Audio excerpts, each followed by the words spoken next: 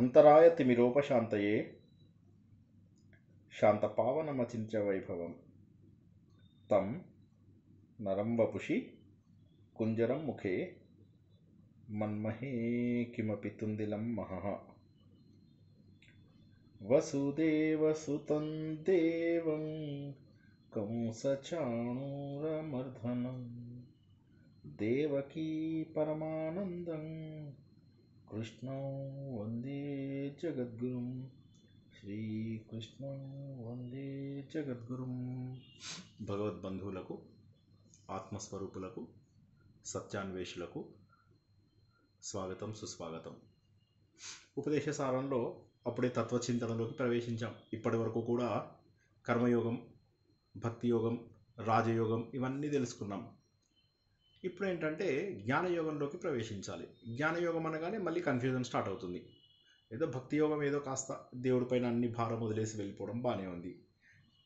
ధ్యానయోగం పర్వాలేదు, ఏదో మెడిటేషన్ అర్థమైనా కాకపోయినా అట్లీస్ట్ మెడిటేషన్ అనేది ఒకటి ఉంది అని అర్థమవుతుంది. కర్మయోగం సరే, ఏం లేకున్నా తెలిసినా తెలియకపోయినా ఎవరిని అడిగినా కర్మయోగం అంటే ఏంటయ్యా అంటే నిష్కామ కర్మ అంటాడు. ముందు తెలిసింది ఒకటే పదం, నిష్కామ కర్మ. ఇంకా మిగతావేమీ చెప్పరు. కర్మయోగం అనేది ఎంత గొప్పది అనే విషయాన్ని ఎవరు చెప్పరు. కర్మయోగం అంటే ఏం లేదండి, నిష్కామ కర్మ చేయాలి. నిష్కామ కర్మే కాదు, ఫలాన్ని కూడా త్యజించాలి. నేను చేశాననే భావనని పూర్తిగా వదిలేయాలి. పనిని బాధ్యతగా చేయాలి. పనిని లోక సంగ్రహం కోసం చేయాలి. ఇలా ఆలోచించినట్లయితే చాలామంది నిష్కామ కర్మ అని అనేస్తారు అంతే. కర్మయోగం అంటే నిష్కామ కర్మ. ఇంకా అది కూడా తెలియని వాళ్ళు మరీ అన్యాయం. కాఫీ తాగేసి ఆఫీస్కి పోతానండి, పోయి పొద్దునుంచి రాత్రి దాకా ఆఫీస్ పని చేస్తూ ఉంటాను, జీవితం అంతా అలాగే చేశాను, 70 ఏళ్ళ వరకు అలాగే చేశాను, 72 ఏళ్ళకి చచ్చాను, సో నేను కర్మయోగిని అంటారు. అది ఏముంది, అది తప్పే. సో కాబట్టి కర్మయోగానికి ఇష్టం వచ్చిన డెఫినేషన్ ఇచ్చినప్పటికీ కూడా కర్మయోగం అనేది అర్థం చేసుకోవడం కాస్త సులభమే. ఎందుకంటే కర్మయోగం అంటే ఫలితాన్ని ఆశించకూడదు, కోరిక పెట్టుకోకూడదు. అంటే ఒక కోరికతోని పని చేయకూడదు, ఫలితాన్ని వదిలేసేయాలి. ఏదొస్తే అది వచ్చిందిలే, చేశాను, నా పని మాత్రం నేను మంచిగా చేశాను అని చెప్పేసి అనుకుంటే చాలు. ఎప్పుడు మనం బ్యాంక్ మేనేజర్ పని ఎగ్జాంపుల్గా తీసుకుంటాం అంతే కదా. ఏమనుకుంటాం, బ్యాంక్ మేనేజర్ని సిన్సియర్గా చేస్తారు బ్యాంకులో ఉన్న ఎంప్లాయీస్, కానీ కోరిక ఉండదు వాళ్ళకి. అట్ ద సేమ్ టైం ఇవాళ నాకు బాగా డబ్బు వచ్చేయాలి మా బ్యాంకుకి, అట్లా ఇట్లా కోరిక ఉండదు. డబ్బు వచ్చిన తర్వాత కూడా వాడు వచ్చిందా రాలేదా ఫలితం ఏమి ఊరికే లెక్కలు కట్టి పక్కనే చేస్తాడు. అంటే బాధ్యతగా చేయడం.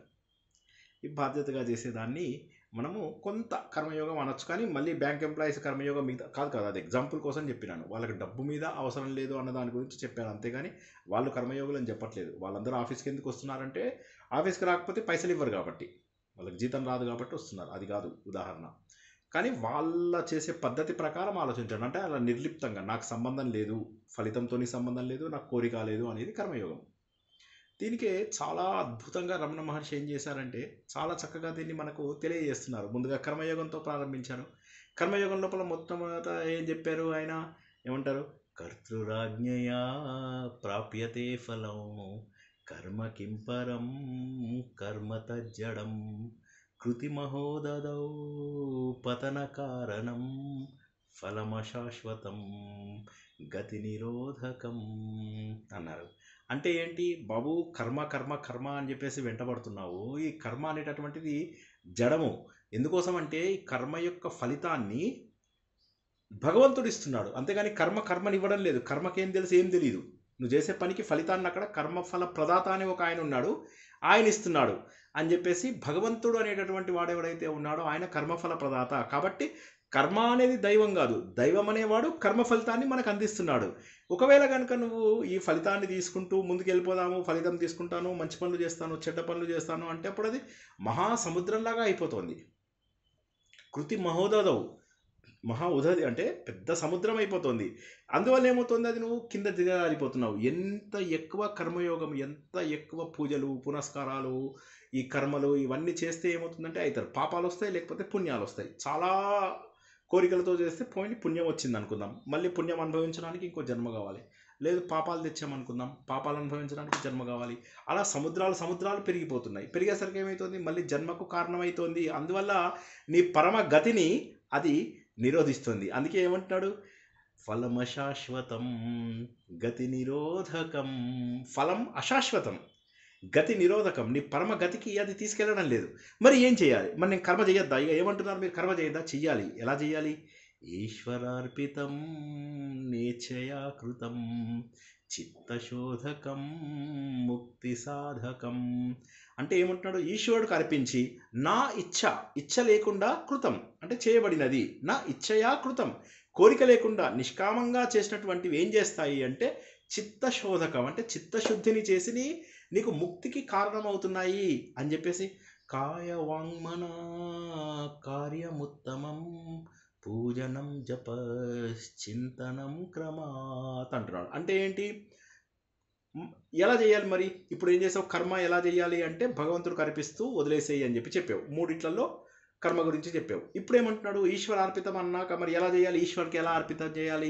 ఇవన్నీ మనం తెలుసుకున్న శ్లోకాలే, క్విక్ రివిజన్ చేస్తుంది. ఈశ్వరుడికి ఎలా అర్పితం చేయాలి, నేను ఈశ్వరుడికి ఇచ్చాను అంటే భక్తి యోగంలోకి వచ్చేసాం. కర్మలో ఉంచి భక్తిలోకి తీసుకొచ్చేసాడు. ఎందుకు, కర్మ లోపల మన మనస్సుని నిగ్రహం చేసుకోవడం కష్టం కాబట్టి అన్నీ దేవుడికి వదిలేసేయి అని ఏమంటున్నాడు. మనోవాక్కాయాల ద్వారా ఏవైతే త్రికరణాలు అంటారే, మనస్సు ద్వారా, వాక్కు ద్వారా, కాయం ద్వారా, ఇలాగ ఇదే సీక్వెన్స్ లోపల అంటే ముందు మనస్సుతోని చేస్తే అది అన్నిటికంటే గొప్పది, వాక్కు రెండవ గొప్పది, కాయంతో శరీరం అంటే మనం పూజలు పునస్కారాలు ఇవన్నీ ఏవైతే చేస్తుంటామో చేతులతోటి వాటితోటి ఇవేవైతే ఉంటాయో అవి లోయెస్ట్ లెవెల్. దానికంటే కాస్త బెటర్ ఏంటంటే వాక్కు, చక్కటి వాక్కుతోటి భగవంతుని. ఆ వాక్కులో మళ్ళీ 3 రకాలు ఉన్నాయి, అది కూడా మళ్ళీ మనము తెలుసుకున్నాం. ఏమంటున్నాడు, అన్నిటికంటే కూడా ఫస్ట్ మనం ఏం చేస్తాము, అష్టమూర్తులు ఉన్నటువంటి దేవుణ్ణి పూజిస్తాం. అష్టమూర్తులు ఉన్న దేవుళ్ళు అంటే పంచభూతాలు, సూర్యచంద్రుడు, వీళ్ళందరితోటి ఉన్నటువంటివి అష్టమూర్తులు అని చెప్పేసి తెలుసుకున్నాం. జగత ఈషధీ యుక్త సేవనం అష్టమూర్తి భృద్దేవ పూజనం. ముందు కాయంతో ఎలా పూజ చేస్తావు, ఈ అష్టమూర్తులకు పూజ చేస్తావు. ఫస్ట్ ఏమైంది, కర్మతో ప్రారంభించుకున్నాం మనం. కర్మ చేస్తే బాబు కర్మకు నీకు ఫలితాలు వచ్చి పడిపోతున్నాయి, సముద్రాలు నెత్తినేసుకుంటున్నావు, అవి అనుభవించడానికి కొన్ని కోట్ల జన్మలు అనుభవిస్తున్నావు. కాబట్టి కర్మలిక చెయ్యకు, దేవుడికి వదిలేసేయి. అన్ని దేవుడికి వదిలేయడానికి మనోవాక్కాయాలని 3 పద్ధతులు ఉన్నాయి. అందులో ముందుగా కాయంతో చేసే పద్ధతి చెప్తున్నాను. ఈ అష్టమూర్తులు ఏవైతే ఉన్నాయో, పంచభూతాలు, సూర్యచంద్రుడు, మళ్ళా ఆత్మ రాముడు, ఈ 8 రకాల పూజలు ఏవైతే ఉన్నాయో ఆ పూజలు చేస్తూ చేతులతో చేస్తుంటావు, అంటే కాయంతో చేస్తుంటావు, ఈ శరీరంతో చేస్తూ ఉంటావు.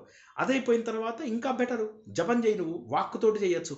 ఉత్తమస్తవా దుచ్చమంధత చిత్తజం జప ధ్యానముత్తమం. అంటే ఏమంటున్నాడు, ఇప్పుడు కాయంతో చేసావా, ఇప్పుడు కొద్దిగా కాయం నుంచి ఎదిగి ఏం చేస్తావు, మెల్లగా చదవడం మొదలెట్టు, గట్టిగా ఉచ్చారణ సరిగా తిరిగేదాకా గట్టిగా. తర్వాత మంద జపం చేయి, తర్వాత మనసు లోపల జపం చేయి. మనసు లోపల జపం చేసావు అంటే దాని అర్థం ఏంటంటే నువ్వు నెక్స్ట్ స్టెప్లోకి వెళ్ళబోతున్నావు. అదేంటంటే ధ్యానంలోకి వెళ్ళబోతున్నావు అని చెప్పేసి.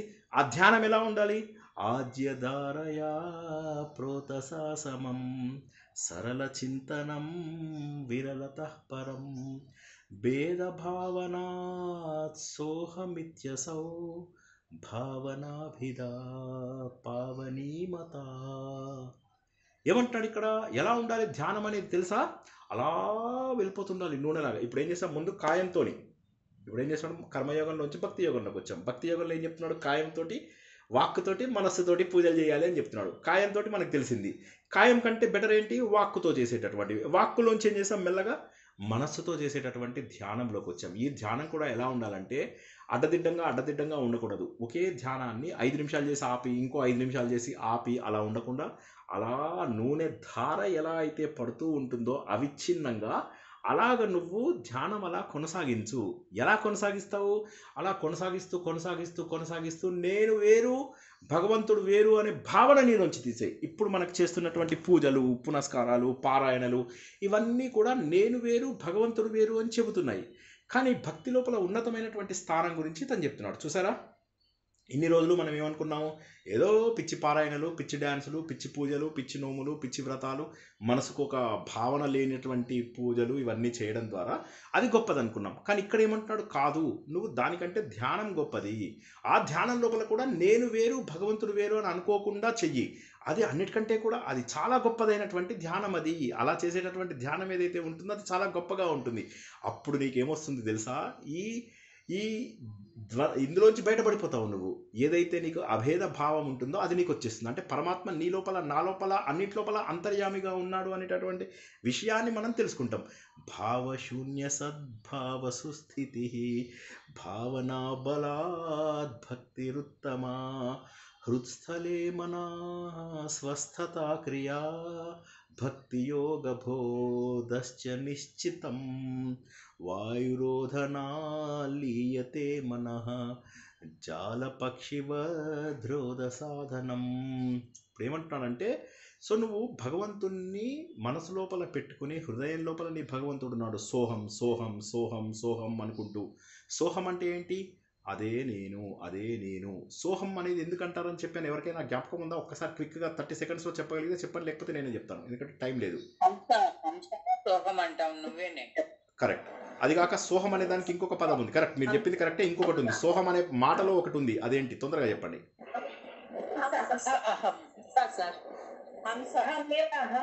హంస కాదు, కాదు, ఒకటి ఉంది. కరెక్ట్, అది కరెక్టే, అది కరెక్టే. అది కాక ఇంకొక పాయింట్ ఉంది. అభేద భావన ఉంది. సోహం అనేది కరెక్ట్. అందులో ఆ సోహం అనే పదంలో ఏముంది? ఒకటి ఉంది అని చెప్తున్నా. సాను తీసేయండి, సాని తీసేయండి, హాని తీసేయండి. కరెక్ట్, సహా అహమే.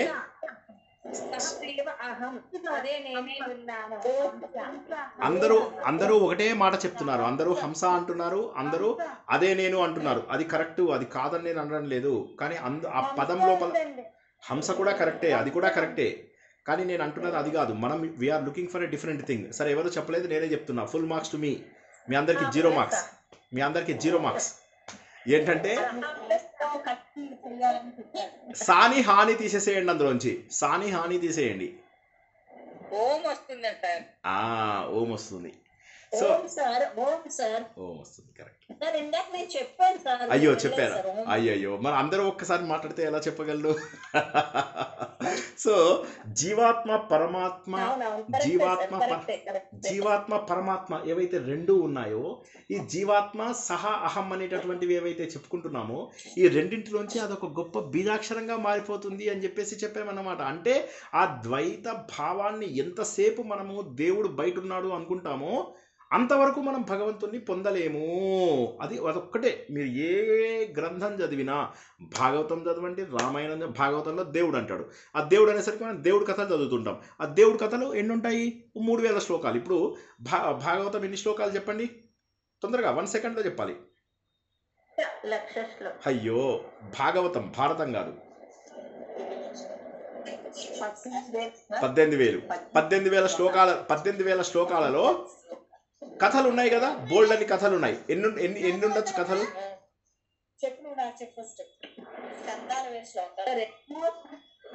శ్లోకాలలో కథలున్న శ్లోకం ఎంత? ఎవరో మాట్లాడుతున్నారండి, ప్లీజ్.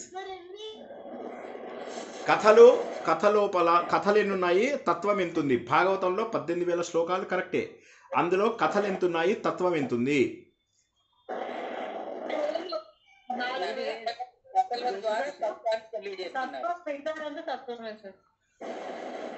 కాదు, ఎన్ని వేల శ్లోకాలు కథలు?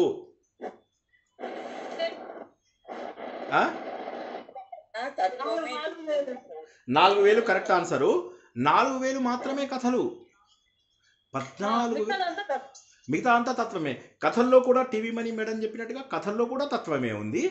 మిగతా 14,000 ఏవైతే ఉన్నాయో అందులోపల భగవంతుడు స్వరూపం చెబుతూ, భగవంతుడా నువ్వు నిరాకారుడవు, నువ్వు అందరి హృదయంలో ఉన్నావు, నువ్వు మా అందరి లోపల వాసుదేవుడిలాగా వచ్చావు, ఈ సృష్టిని నీలోంచే చేసావు, ఇదంతా తత్వం ఉంది.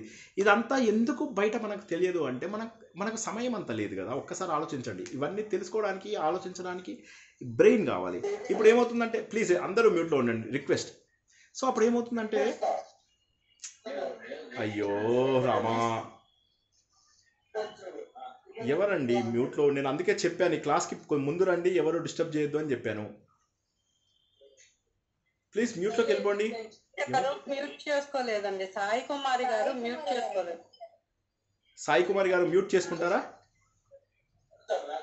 అరే, ఇలా అయితే ఏమర్థం అవుతుంది? ఆవిడకి అర్థం కాదు, ఎవరికి అర్థం కాదు. ప్లీజ్, నేను ఎక్కడ చూస్తున్నా. Yeah, I can see her now. Yeah, I mute చేశాను.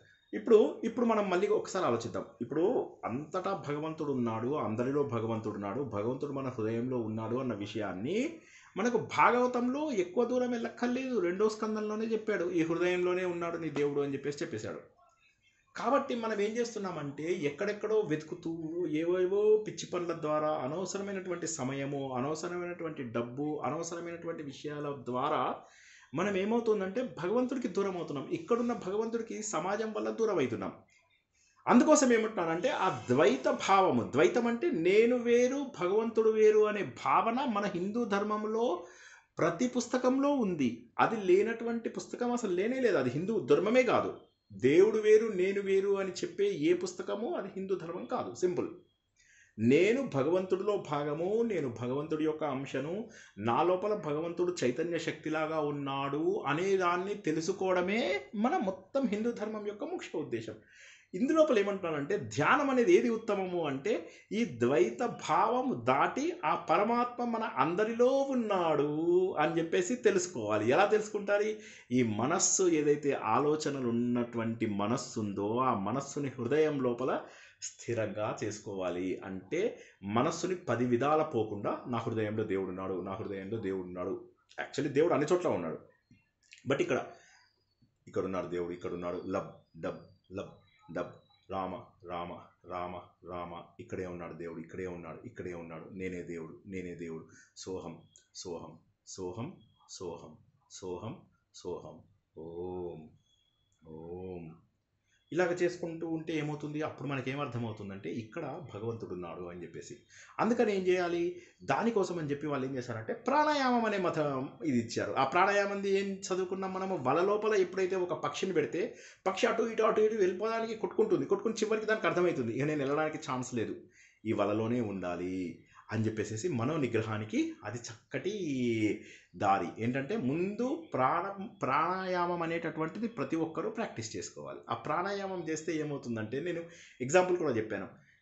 మనసు 100 విషయాలు ఆలోచిస్తుంది, టక్ మనం ముక్కు మూసేసాను అనుకోండి, ఎక్కడ ఆలోచిస్తున్న మనస్సు అయినా మళ్ళీ వెనక్కి వచ్చేస్తుంది అని చెప్పేసి. అందుకోసం అని ఏం చెప్తున్నాడు, ఈ మనస్సు అనేటటువంటిది 2 భాగాలు ఏదైతే ఉందో చిత్తవాయువ చితియుయుతా శాఖయోధ్యై శక్తి మూలక అని అంటున్నాడు. అంటే ఏమంటున్నాడు ఇక్కడ? ఈ ఈశ్వర శక్తి అనేది ఏదైతే ఉందో ఆ ఈశ్వర శక్తి మనకేమవుతుంది? మనకు ప్రాణము, తర్వాత మనస్సు. ప్రాణము మనస్సు, మనస్సేమో ఆలోచనలు పెడుతుంది, ప్రాణమేమో ఇక్కడ ముక్కు. ఈ రెండిటికి రెండు బ్రాంచెస్ లాగా ఈశ్వరుడి యొక్క శక్తి, ఒకటి మనస్సు ద్వారా, ఇంకోటి ప్రాణం ద్వారా. ప్రాణంని క్లోజ్ చేసామంటే మనస్సు వెనక్కి వచ్చేస్తుంది. అవునా కదా? సో అది ఎవరికైనా ఇది డౌట్ ఉందా? ఈ పాయింట్ ముక్కు మూసేస్తే మనసు ఎక్కడున్నా వెనక్కి వస్తుంది అన్న పాయింట్ అర్థమైందా లేదా? ఈ 2 కూడా 2 శాఖలు అని చెప్తున్నాడు. ఇదంతా కూడా ఇప్పుడు ఆయన ఏం చెప్తున్నాడు? మెడిటేషన్ చెప్తున్నాడు.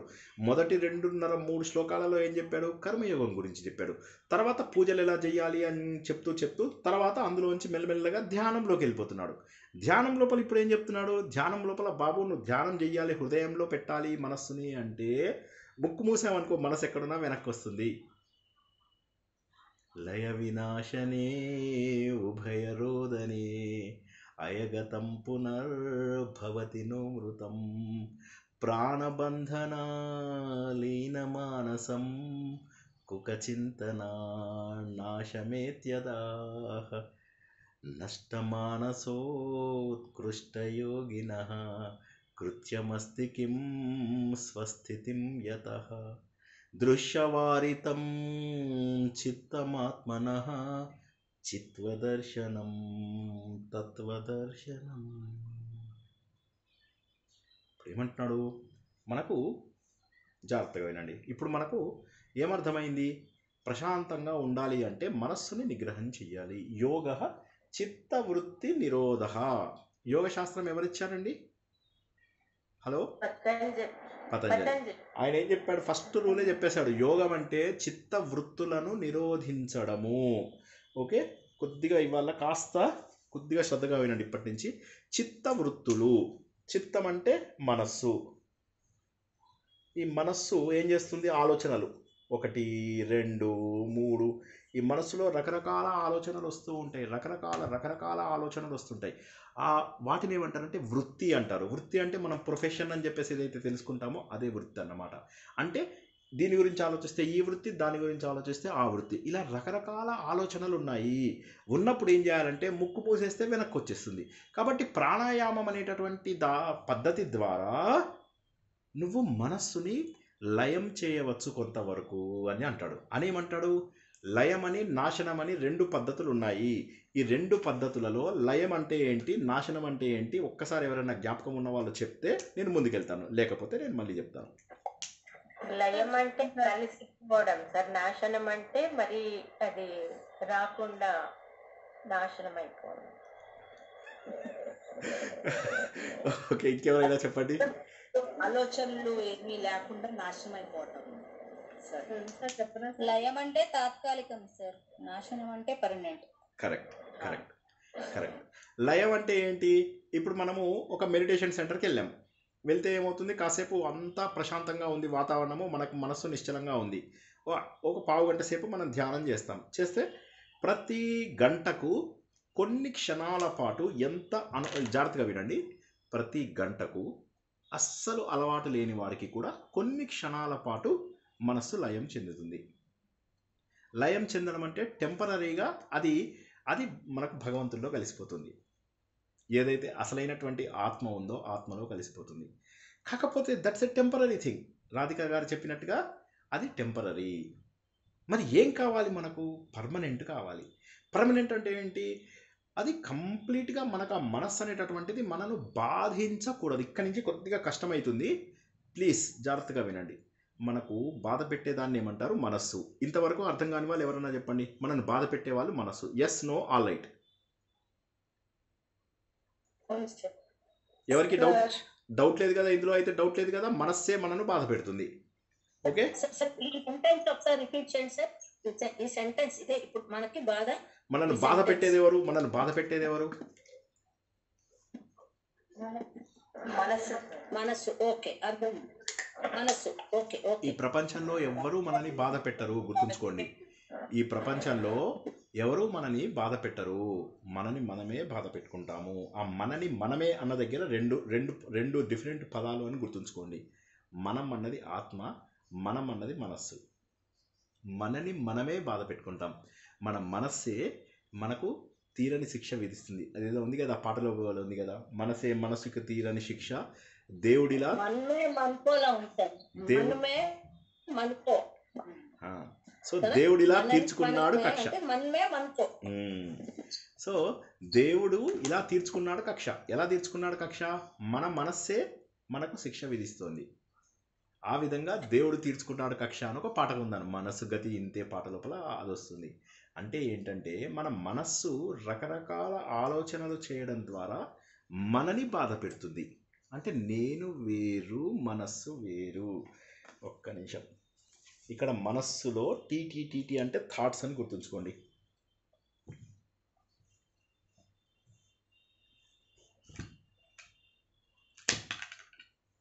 ఇందులో లైట్ పడితే చెప్పండి నాకు. మన మనస్సులో రకరకాల ఆలోచనలు వస్తున్నాయి, అవునా? కానీ ఈ మనస్సు వేరు, మనం వేరు. ఇక్కడ మీకు 3 లేయర్స్ కనిపిస్తున్నాయా లేదా ఒకసారి నాకు చెప్పండి. హలో,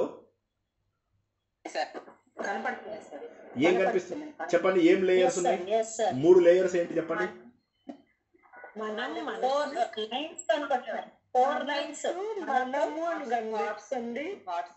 మనము, మనస్సు, థాట్స్.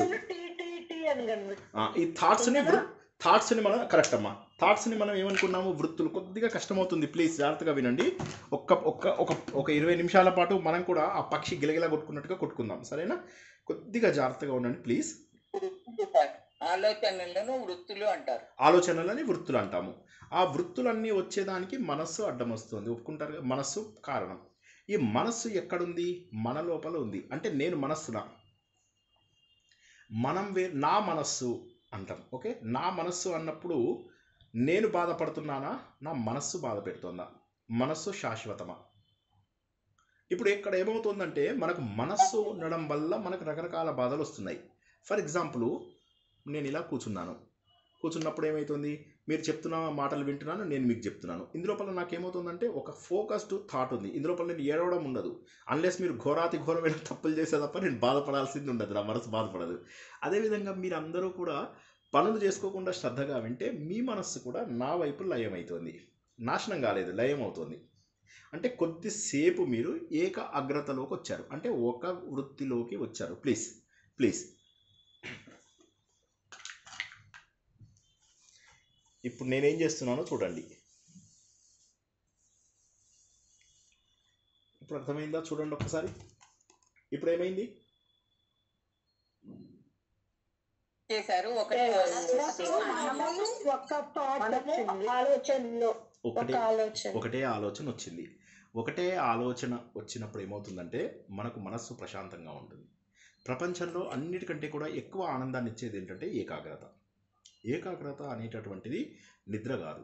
ఏకాగ్రత అనేటటువంటిది ప్రశాంతంగా ఉంటుంది. ఇప్పుడు ఫర్ ఎగ్జాంపుల్ నాకు పుస్తకాలు చదివితే చాలా సంతోషం అనిపిస్తుంది. మీలో కూడా చాలామంది చదివే వాళ్ళు ఉన్నారనుకుంటాను. ఎంత ఇష్టం అంటే అది చదువుతుంటే అసలు మనసు అలా ఏకాగ్రతతోటి గుండె ఇలా ఆనందంతో కొట్టుకుంటూ ఉంటుంది. ఒకే వైపుకు ఆలోచిస్తూ ఉంటాం అన్నమాట. సో అందుకోసం అని ఏమంటానంటే లయమైంది, కాకపోతే అది నాశనం అవ్వదు. లయమైంది అంటే నేను పుస్తకం పక్కన పెట్టేసిన తర్వాత మళ్ళీ ఆలోచనలన్నీ నా చుట్టూరా తీరుతాయి. రారా అన్నప్పుడు మళ్ళీ ఫోన్లు వస్తాయి, మళ్ళీ వీడు కాల్ చేస్తాడు, వాడు కాల్ చేస్తాడు, ఇంట్లోపల అన్నము వంట వండే వాళ్ళకు వంట వండాల్సి వస్తుంది, ఆఫీస్కి వెళ్ళే వాళ్ళు ఆఫీస్కి వెళ్ళాల్సి వస్తుంది. రకరకాల ఆలోచనలు మనం చుట్టుముడతాయి. అర్థం కాని వాళ్ళు అడగండి ఒక్కసారి. నెక్స్ట్ స్టెప్కి వెళ్ళాలంటే ఇది ఇంపార్టెంట్. సో మనస్సు లయమైంది కానీ నాశనం కాలేదు అన్నాను. ఈ మాట అర్థం కాని వాళ్ళు అడగండి ఒకసారి. అయ్యింది సార్, అర్థమైంది. అంటే డీప్ ఇన్వాల్వ్మెంట్ అయిందా సార్? డీప్ ఇన్వాల్వ్మెంట్ అయితే ఏమైందంటే మనస్సు లయమైంది, కానీ ఏమైంది అది మీకు నాశనం కాలేదు. నాశనం కాకపోవడం అంటే ఏంటి? మీరు ఇక కంప్లీట్గా మీరు ఒక ట్రాన్స్లోకి వెళ్ళిపోయారా? వెళ్ళలేదు. మీరు ఒక ట్రాన్స్లోకి వెళ్ళలేదు, ఎందుకంటే మీకు మళ్ళీ 100 రకాల పనులు వచ్చేసాయి. మీరు ధ్యానం చేసిన కొద్దిసేపు మీరు ఏకాగ్రతలో ఉన్నారు. ఒప్పుకుంటారా లేదా? ఫస్ట్ ఒక మాట చెప్పండి, ఎస్ ఆర్ నో. అంటే అక్కడే ఆలోచన చుట్టుముడతాయి. టెంపరీ మన మనసు మన కంట్రోల్లో ఉంది. మనం ధ్యానం ఏదైతే చేస్తున్నామో దాని మీద ఫోకస్డ్ గా ఉన్నాము. కొద్దిసేపు చదువుతుంటే ఏకాగ్రతలోకి వెళ్ళాము. మెడిటేషన్ అయితే మెడిటేషన్ ఏదైతే అది. ఎస్. కొంతమంది మ్యూజిక్లో ఉంటారు, కొంతమంది మ్యూజిక్ పైన, కొంతమంది తబలా వాయిస్తూ ఉంటారు. తబలా వాయించినప్పుడు ఏమవుతుంది? ఆ వాయించిన వాడు మనశ్శాంతిగా ఉంటాడు. వినేవాడి పరిస్థితి ఏంటి? వాడు నువ్వు నాకు నచ్చావు సినిమా లోపల వాడు అంటాడు చూడు, ఏమొచ్చు నీకు అంటే తబలా వచ్చు అనగానే ఒక్కసారి బడిలో తెచ్చావా అంటాడు, అంటే తెలియదంటాడు. వీడు ఒక్కసారి ప్రకాష్ రాజు రిలీవ్ అవుతాడు. సో సో ఇక్కడ మీరు గుర్తుంచుకోండి. ఇప్పుడు నెక్స్ట్ ఏంటంటే ఈ పని అవగానే మళ్ళీ మనకు 100 ఆలోచనలు చుట్టుముట్టాయా లేదా? ఇది అర్థమైందా లేదా? ఫస్ట్ చెప్పండి. నెక్స్ట్ ఒక్కొక్క మెట్టు ఎక్కిస్తాను. అర్థమైంది. ఇది చాలా బాగా అర్థమైంది సార్, ఎందుకంటే ఎక్కువ సార్లు జరుగుతుంది కనుక బాగా అర్థమైంది సార్. ఇప్పుడు ఏమైందంటే మళ్ళీ టీ వచ్చింది. అయిపోయిందా? మనస్సు నాశనం అయిందా? అవ్వలేదు. మనసు మళ్ళీ యథాస్థితికి వచ్చేసింది. ఈ టీ అనేవన్నీ కూడా వృత్తులు, అంటే జాబ్స్ అని గుర్తుంచుకోండి. ఓకేనా? ఇంతవరకు అర్థం చేసుకోవడానికి ప్రయత్నం చేయండి. ఇప్పుడు మనస్సు నాశనం అయిందా? నాశనం కాలేదు. నాశనం అవ్వడం అంటే ఏంటి? ఒకసారి నాశనం అయినప్పుడు అది మళ్ళీ ఇంకా పుట్టదు. నాశనం అంటే చెడు మాట కాదు ఇక్కడ. నాశనం అంటే ఏంటంటే మనస్సు యొక్క ప్రాధాన్యత లేదు అన్నటువంటిది. సో ఇప్పుడు ఏమవుతుంది? మనకు టెంపరీగా బుక్కు పూసేసరికి ఏమైంది? మనసు ఎక్కడున్నా మళ్ళీ వెనక్కి వచ్చేసింది. ఆలోచనలన్నీ తగ్గించేసుకుని వెనక్కి వచ్చేసింది. ఓకే, బాగానే ఉంది. కానీ అది నాశనమైనట్టు కాదు కదా. మళ్ళీ ముక్కు తెరవగానే మళ్ళీ ఇష్టం వచ్చినట్టు వెళ్తుంది. కానీ పూర్తిగా లేకుండా పోవడం సార్. పూర్తిగా లేకుండా ఎలా? మనస్సుకి వృత్తులు ఉన్నాయి. మళ్ళీ ఒకసారి చూడండి. థాట్స్ని ఏమంటారన్నాను? వృత్తులు అని రాసుకోండి. మీకు నోట్స్ ఏమన్నా ఉంటే వాటిని వృత్తులు అని రాసుకోండి. నేను కొద్దిగా షార్ట్కట్లో టీ అని చెప్పి రాశాను. ఇది చిన్నది కదా, పలక చిన్నది కదా, టీ అని చెప్పి రాశాను. జస్ట్ ఇమాజిన్, ఇది తీసేశాను. ఇప్పుడు ఏమైంది?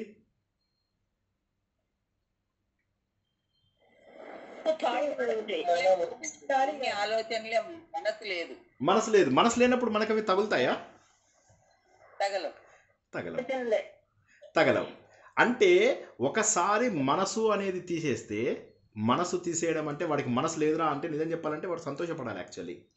ఎందుకంటే ఒకసారి మనసు గనక నాశనం అయితే అతడికి చేయవలసినటువంటి పని ఉండదు. ఉదాహరణకి నాకు మనసు ఉంది, మనసు ఉండడం వల్ల ఏమిటి, 8ంటికి ఈ పని చేయాలి, 9ంటికి ఆ పని చేయాలి, 11ంటికి ఈ పని చేయాలి, రేపు పొద్దున్న ఆ పని చేయాలి. ఇవన్నీ ఆలోచనలు నా మనసుని పట్టి పీడిస్తున్నాయి. ఎందుకంటే రకరకాల ఆలోచనలు రకరకాల పద్ధతుల రూపంలో నా వెంట పడుతున్నాయి. కానీ ఒకవేళ కనుక నా మనస్సు నాశనం అయిపోతే, నా మనస్సు అక్కడ లేకుండా ఉంటే నేను చెయ్యవలసిన పని ఏముంటుంది? ఇంకా గురించి ఆలోచించాల్సిన పని కూడా ఉండదు. అసలు మనస్సే లేనప్పుడు ఇక ఆలోచించడం అంటే వృత్తి, అసలు ఇంకేముంటుంది, పని ఏముంటుంది? అది మనకు ఏమంటున్నాడు, కళ్ళు మూసుకొని కూర్చోవడమే. అంతే. శూన్యం నష్టమానసో ఉత్కృష్ట యోగిన అంతా శూన్యం సార్. కృత్యమస్తి కిం స్వస్థితిం యతః. సో ప్రశాంతమైనటువంటి మనం పరిస్థితిలోకి చేరుకున్న తర్వాత అతనికి ఇంకా కర్మలు ఉండవు. సార్ అలాంటి స్థితి వస్తుందా మనకు? ఎవరైనా జవాబు చెప్పండి తొందరగా. ఇవాళ ఒక పావు గంట అరగంట ఎక్కువ అవుతుంది కొద్దిగా, ప్లీజ్ బీ ప్రిపేర్డ్. ఎందుకంటే ఇది కష్టమైన టాపిక్ కాబట్టి ఎక్కువ. సార్ అతిథి ఉంటుంది సార్, కానీ ఏంటంటే మనస్సు అనేది నాశనమైంది అంటే దాని లోపల ఇన్వాల్వ్ అవ్వకుండా మన పనులు మనం యంత్రంలాగా చేసుకుపోవడమే. కరెక్టే, కానీ మనకు అది మీలో ఎవరైనా అది ఎక్స్పీరియన్స్ చేశారా అంటున్నాను. ఎక్స్పీరియన్స్ చేయలేదు కానీ అర్థమవుతుంది సార్ మీరు చెప్పింది. కాదు మనసు కాదు నాశనము అంటే కాదు మనకి మొత్తం మైండ్ అంతా అటు సార్ ఎక్స్పీరియన్స్ చేయడం possible, but very few seconds ఏమో దాన్ని లయం అంటారు, అప్పుడు నాశనం అనరు. దాన్ని లయం అంటారు, నాశనం అనరు. అంటే మనసు లేకపోతే మనసు అది యోగులకు మాత్రమే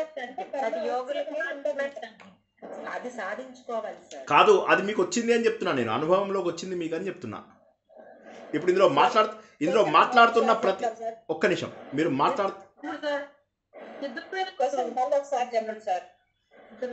మనస్సు, ఇప్పుడు ఇందు లోపల నేను ఏం చేశాను, ఈ బొమ్మను ఒకసారి మళ్ళీ చూడండి అందరూ. చూసారా, మనస్సు ఎగిరిపోయింది. నిద్రపోయినప్పుడే మనసు ఉండదు. కరెక్ట్. తురి అవస్థలో మనకి ఏది ఉండదు. సుప్తావస్థలో ఉండదు. సుప్తావస్థలో ఉండదు. కరెక్ట్. అమ్మయ్యా, మొత్తం మీద నా స్టూడెంట్స్ అనిపించారు. ఓకే, మొత్తం మీద మన స్టూడెంట్స్ అనిపించారు. సో కాబట్టి మనస్సు అనేది సో నిద్రపోయినప్పుడు మనస్సు నాశనం అవుతుంది. ఆ నిద్రలో సుషుప్తావస్థలో ఉన్నప్పుడు ఒకసారి అందరూ మ్యూట్లో పెట్టుకోండి ప్లీజ్. అందరూ మ్యూట్లో ఉండండి ప్లీజ్. నేను అన్మ్యూట్ చేసుకోండి అన్నప్పుడు అన్మ్యూట్ చేసుకోండి, సరేనా? కొద్దిగా, ఎందుకంటే కష్టమైన టాపిక్ కదా, ఇంకొక అరగంట కష్టం అవుతుంది. ఎందుకంటే మనం మొదటి మెట్టు ఎక్కాము. ఇప్పుడు 2, 3, 4లోకి వెళ్ళేసరికి ఐదర్ మీకైనా పిచ్చి ఎక్కాలి లేదా నాకన్నా ఎక్కాలి. ఏదో ఒకటి జరుగుతుంది వాళ్ళ గ్యారంటీ, గుర్తు రెడీగా ఉండండి దానికి. ఇప్పుడు ఏంటి, మనం మనస్సుని నాశనం చేయాలి. ఎంత సులభంగా ఆత్మజ్ఞానాన్ని చాలా సులభంగా తెలుసుకోవడానికి ప్రయత్నం చేస్తున్నాం. ఒకసారి తెలిసిన తర్వాత ఇక జీవితంలో వెనక్కి వెళ్ళడం ఉండదు మీకు. ఓకే, సరే, ఇప్పుడు ఏం చేద్దామో చూద్దాం. నెక్స్ట్, మనస్సు ఎగిరిపోతే మనకు ఆ టైం లోపల ఆలోచనలు ఉండవు. సుషుప్తావస్థ లోపల యాక్సిడెంట్ అయ్యి వచ్చిన వాడికి కూడా సుషుప్తావస్థ లోపల ఏం తెలియదు. తర్వాత ఒక 100 కోట్ల అప్పు ఉంది ఒకడికి, వాడికి సుషుప్తావస్థ లోపల తెలియదు. ఎవడో భార్యతో కొట్లాడాడు, బాగా బాధపడుతున్నాడు, వాడికి కూడా తెలియదు.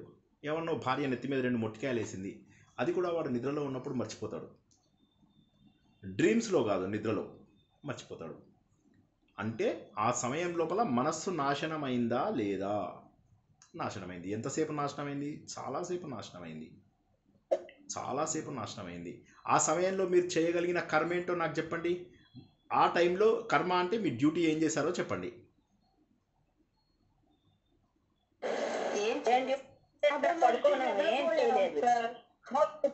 ఆలోచించలేదు, ఏమి ఉంటాం సార్. దాన్నే ఇక్కడ ఏమంటున్నారంటే నష్ట మానస ఉత్కృష్ట యోగిన. అంటే ఇక్కడ ఏమంటున్నాడు, ఎప్పుడైతే మనస్సు నాశనం అయినటువంటి వాడు ఉంటాడో వాడికి ఇంకా కర్మ, వాళ్ళకి ఇంకా కాదు అటువంటి పరమయోగులకి యోగులు, అది మనం మీరు భగవద్గీతతో కంపేర్ చేస్తున్నారు, అది ఒక్కసారి పక్కన పెట్టేయండి. ఇక్కడ మనం చెబుతున్నది ఏంటంటే, అంటే మీ ఆలోచన అది కరెక్టే, కానీ ఇక్కడ మనం తెలుసుకుంటున్నది ఏంటంటే అటువంటి వాళ్ళకి ఇంకా పని ఏమీ ఉండదు అని చెప్తున్నాడు. ఎప్పుడైతే మీకు మనస్సు ఉంటుందో, మనస్సు ఉన్నప్పుడే ఇన్ని పనులు ఉన్నాయి. కానీ మనస్సు లేకపోతే పనులు ఉండవు కదా. అది మనకు 15వ శ్లోకం లోపల ఏం చెప్తున్నాడంటే, ఎవరైతే యోగి స్థాయికి వెళ్తాడో, అంటే ఏదైతే నిద్రావస్థలో ఉన్నటువంటి స్థాయికి జాగృత అవస్థలో కూడా అదే పరిస్థితిని సాధిస్తాడో, అంటే ఎవరైతే మనస్సుని నాశనం చేసుకోగలుగుతాడో వాడికి ఇంకా కర్మ ఏముంటుంది? కర్మ అంటే ఏంటి? ఒక ఆలోచన ద్వారా చేసేటటువంటి పని. ఆ పని ఏమీ ఉండదు. అందువల్ల ఏం చేయాలప్పుడు అటువంటి సమయం లోపల ఏమవుతుందంటే, మళ్ళొక చిన్న బొమ్మ వేసుకుందాం. నేను గట్టిగా లాగుతున్నాను, లేక ఏమైతుందో పెన్నులన్నీ ఇరిగిపోతున్నాయి, అది ప్రాబ్లం. ఇప్పుడు ఆ టైంలో భగవంతుడితో కలిసిపోతుంది మనసు. కరెక్ట్. అయితే ఆ సమయంలో ఏం జరుగుతుంది అనేటటువంటిది ఎవరికి తెలియదు. కానీ పొద్దున లేచిన తర్వాత ఏమనిపిస్తుంది? ఎలా ఉందంటే సూపర్, చాలా చక్కగా నిద్రపోయాము, కరెక్ట్. ఇప్పుడు అనిపిస్తుంది, కరెక్ట్. ఇప్పుడు 16వ శ్లోకం చదువుకునే అప్పుడప్పుడు డ్యూరింగ్ డే టైం కూడా సార్, అప్పుడప్పుడు డ్యూరింగ్ డే టైం కూడా ఆ ఎక్స్పీరియన్స్ వస్తుంది. మన గ్రూప్ లో అందరికీ వస్తుంది. మధ్యాహ్నం ఎంత బాగా పడుకుంటారు తెలుసా? మన గ్రూప్ లో ఎంత మంది, మీకు ఏం తెలుసు ఎలా పడుకుంటారో? ఒళ్ళు తెలియకుండా పడుకుంటారు మన గ్రూప్ లో. నేను తక్కువ అనుకున్నారా? మధ్యాహ్నం నిద్ర అవకాశం వచ్చిందంటే 2 గంటలు పడుకుంటారు. నేను 2 గంటలు పడుకుంటాను. ఓ, పడుకోరా? Okay okay. నాకు చాలా ఇష్టం, నాకు మధ్యాహ్నం నిద్ర చాలా ఇష్టం. నాకు రాత్రిపూట నిద్ర కంటే మధ్యాహ్నం నిద్ర ఇష్టం. ఓకే, ఒక్క నిమిషం. ఇప్పుడు ఇక్కడ ఏమైతుంది మనకు? ఇది శ్రీనివాస్.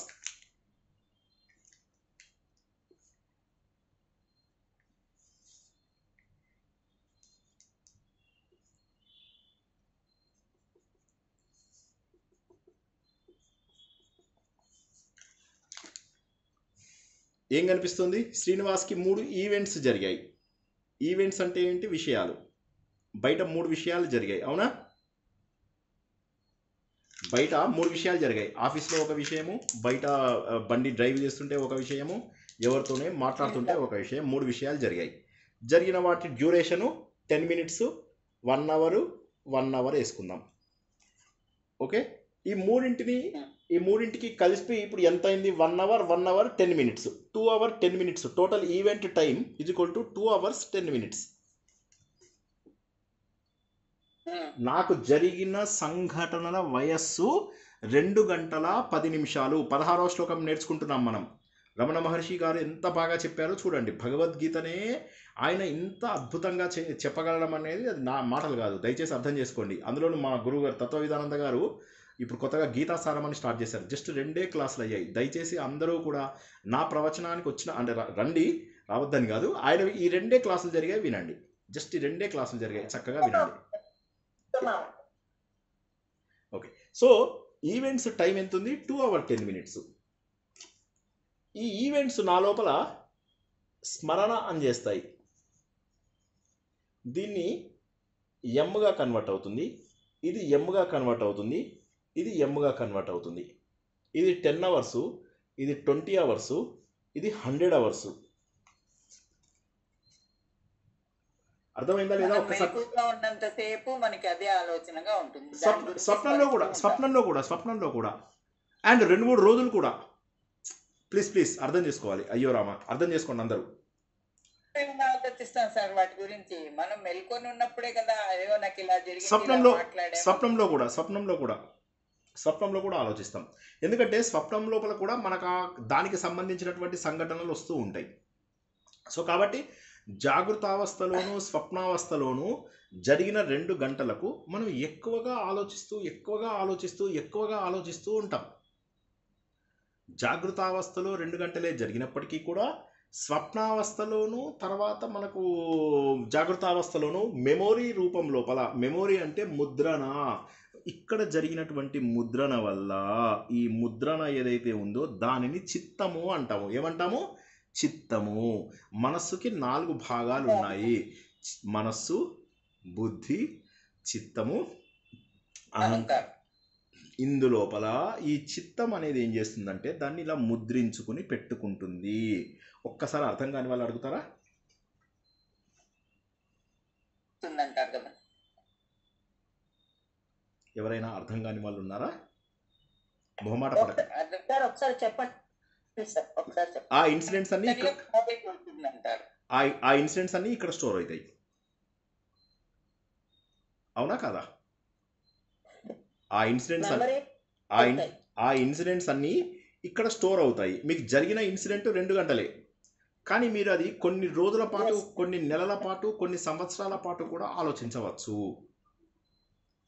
కాబట్టి ఏమవుతుందంటే, కాబట్టి ఒక్కసారి ఆలోచిద్దాం. ఇప్పుడు ఏం చేస్తాను నేను చూసుకోండి. ఇప్పుడు నేను ఏం చేస్తాను చూసుకోండి. ఈ ఈవెంట్స్ పైన నేను తెంపేశాను కనెక్షన్. కనిపిస్తుందా? ఈవెంట్స్కి ఉన్నటువంటి కనెక్షన్ ఏదైతే ఉంటుందో అది నేను తెంపేశాను. ఇప్పుడు అది మనసును బాధించదు. ఈవెంట్స్కి పోతే మెమొరీ ఉంటుందా? ఇంకా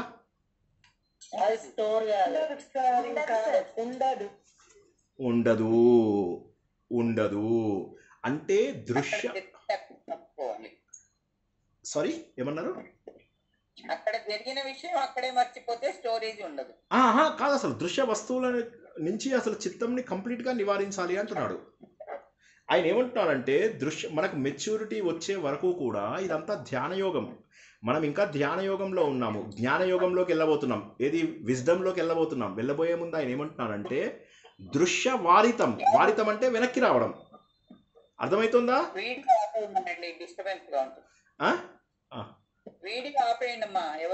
ఆదిలక్ష్మి మేడం ఒక్కసారి వీడియో తీసేసేయండి.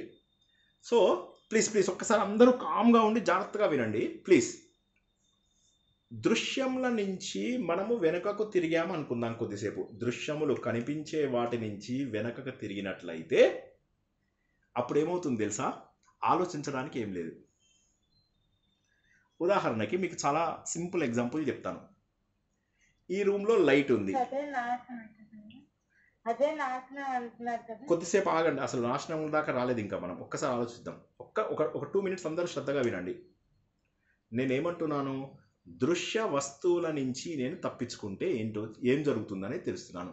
దృశ్య వస్తువుల నుంచి నేను తప్పించుకుంటే, దృశ్య వస్తువులని ఏమంటాం ఇంగ్లీష్ లోపల? ఈవెంట్స్, సంఘటనల నుంచి నేను కనుక తప్పించుకోగలిగితే, సంఘటనల పైన నేను మనసు కేంద్రీకరించకుండా ఉంటే, సంఘటనల పట్ల నేను నిర్లిప్తతతోని ఉంటే, సంఘటనల పట్ల నేను పట్టించుకోకుండా ఉంటే, ఎమ్ అనేది ఏదైతే ఉందో ఈ ఎమ్ వచ్చే అవకాశము లేదు.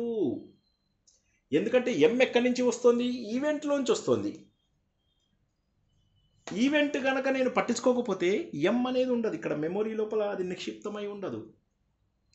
అప్పుడు మరి ఏం జరుగుతుంది అంటే, వెనక్కి తిరిగి చూసినప్పుడు నీ చైతన్యం నీకు కనిపిస్తుంది అంటున్నాడు ఆయన మహాత్ముడు. ఆయన ఏమంటున్నాడంటే, నువ్వు ఈ స్థాయికి ఎలా వచ్చావు అంటే, ఎప్పుడైతే మనము బయట విషయాలపైన అనవసరమైన దృష్టిని తగ్గించుకుంటామో అప్పుడు ఏమవుతుందంటే ఇక్కడ ఉన్న చెత్త బయటపడిపోతుంది.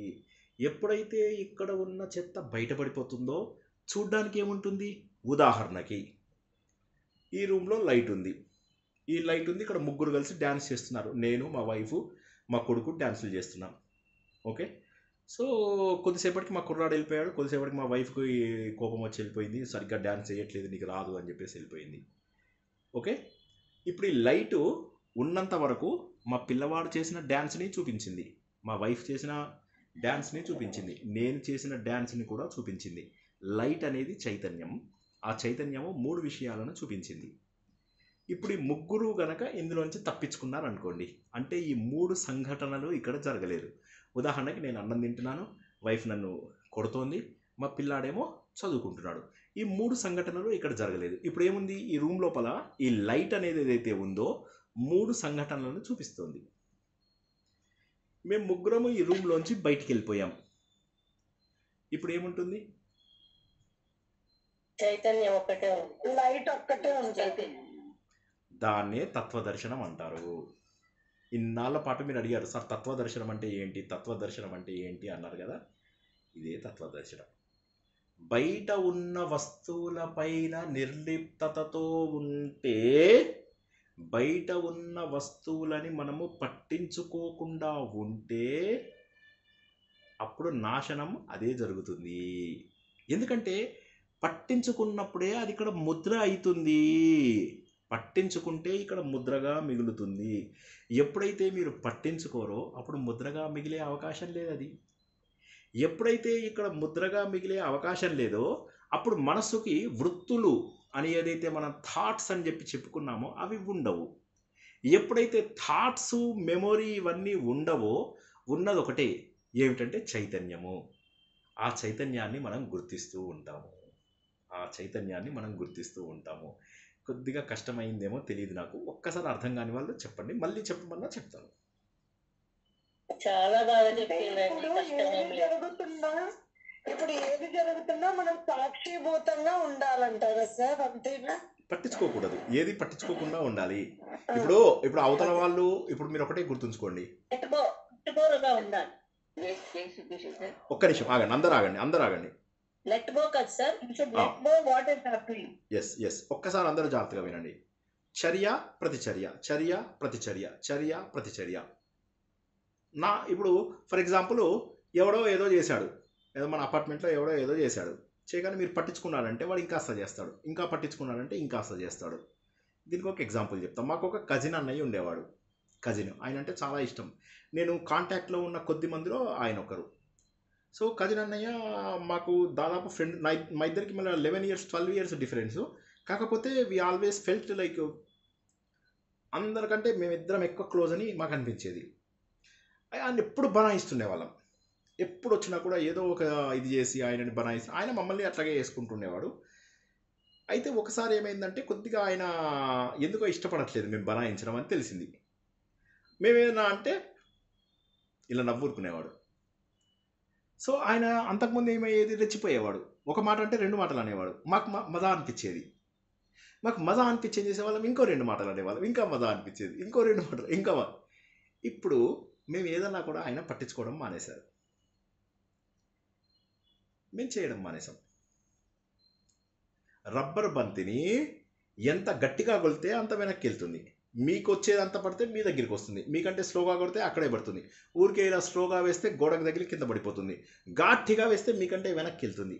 సో అవతలవాడు మీ మీద కోపంతో ఏదో చేస్తున్నాడు, అవతలవాడు మిమ్మల్ని ఏదో ఇది చేశాడు, అవతల వాళ్ళ మీద మీరు కసిగట్టాలి, అవతల వాళ్ళ మీద పసిగట్టాలి, ఇటువంటివన్నీ పెట్టుకుంటే మీరు సమాజంతో అవి ఎంత గట్టిగా కొడతారో అంత గట్టిగా మీ మీదకి వస్తాయి. అవతలవాడు ఎంత గట్టిగా కొట్టినా మీరు పట్టించుకోకండి, అది నిర్లిప్తతతో ఉండడం. అప్పుడు మీకు మిగిలేది కేవలం చైతన్యమే. ఆలోచనలు లేనటువంటి ప్రశాంత స్థితిలో ఉన్నప్పుడు ముఖం మీద ఎంత చల్లటి నవ్వు వస్తుందో తెలుసా, ఎంత ప్రశాంతంగా ఉంటుందో తెలుసా. కల్మషం లేనటువంటి నవ్వు. ఏది పట్టించుకోనప్పుడు కల్మషం ఎక్కడ ఉంటుంది? కాబట్టి దృశ్య వస్తువులు ఏవైతే మీకు కనిపిస్తున్నాయో వాటి నుంచి వెనక్కి వచ్చినప్పుడు మీకు మీ చిత్ స్వరూపము, మీ చైతన్య స్వరూపాన్ని మీరు గుర్తిస్తారు. బాబు తత్వదర్శనం అంటే అదే. అర్థం కాని వాళ్ళు అడగండి, బాగుందా లేదా చెప్పండి ఫస్ట్.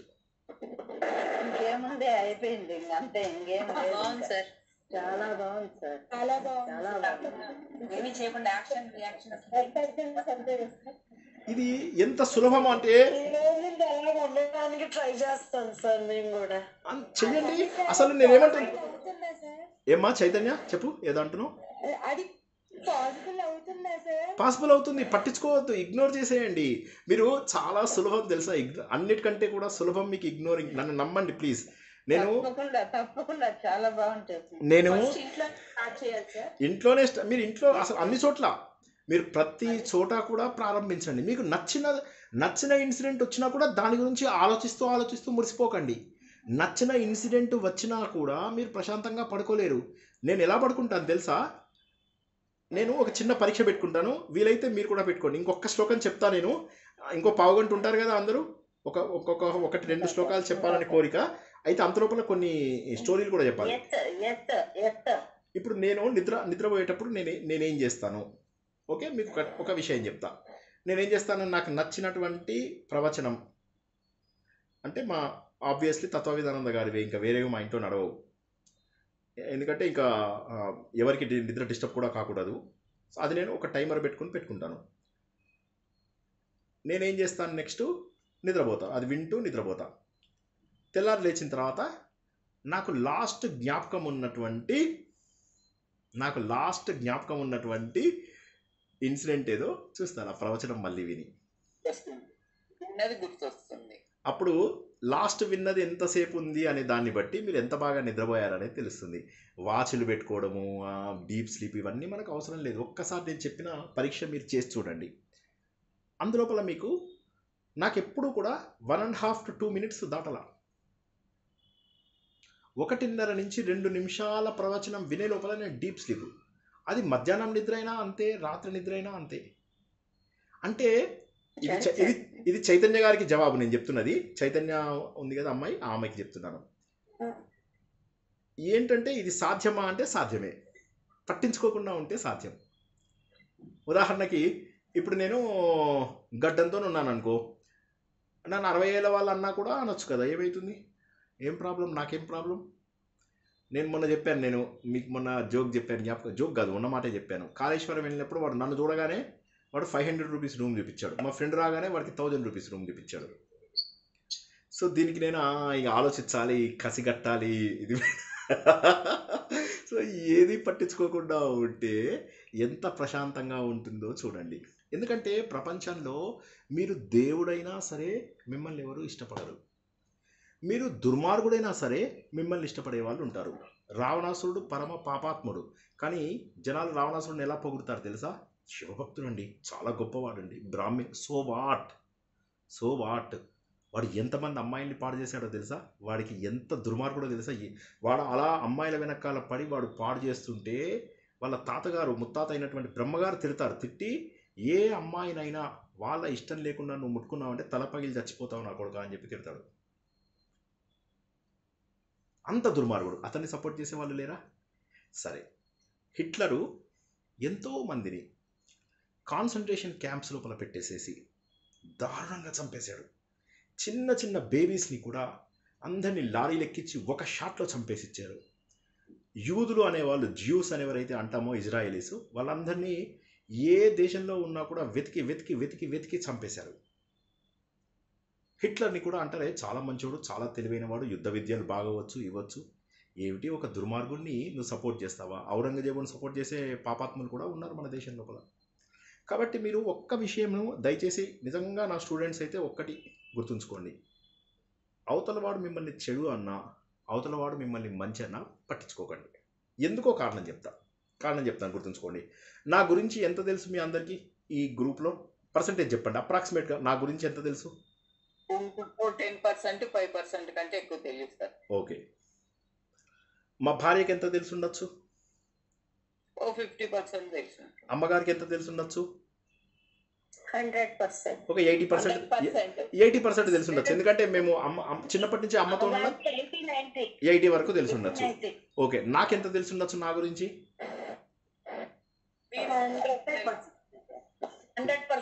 100 కూడా కాదు, కొద్దిగా తక్కువ ఉంటుంది, 90-95 ఉంటుంది. ఒక్కొక్కసారి మనలోంచి వచ్చిన రాక్షసుడు, మనలోంచి వచ్చినటువంటి దేవతని మనం గుర్తిస్తాం. మనలో ఈ లక్షణం ఉందా అని చెప్పి గుర్తించే, అంటే అప్పటి వరకు అవకాశం రాలేదు, కానీ అవకాశం వచ్చినప్పుడు గుర్తించేటటువంటి ఇది ఉంది. ప్లీజ్ 99% మనని మనము 90 to 95 మనకు మనం తెలిసేది. అమ్మకి 75% తెలుసు అనుకుందాం, భార్యకి భర్తకి 45-50% తెలుసు అనుకుంటాం, ప్రాణ స్నేహితులకి దాదాపుగా భార్యకి తెలిసినంత తెలుసు అనుకుందాం.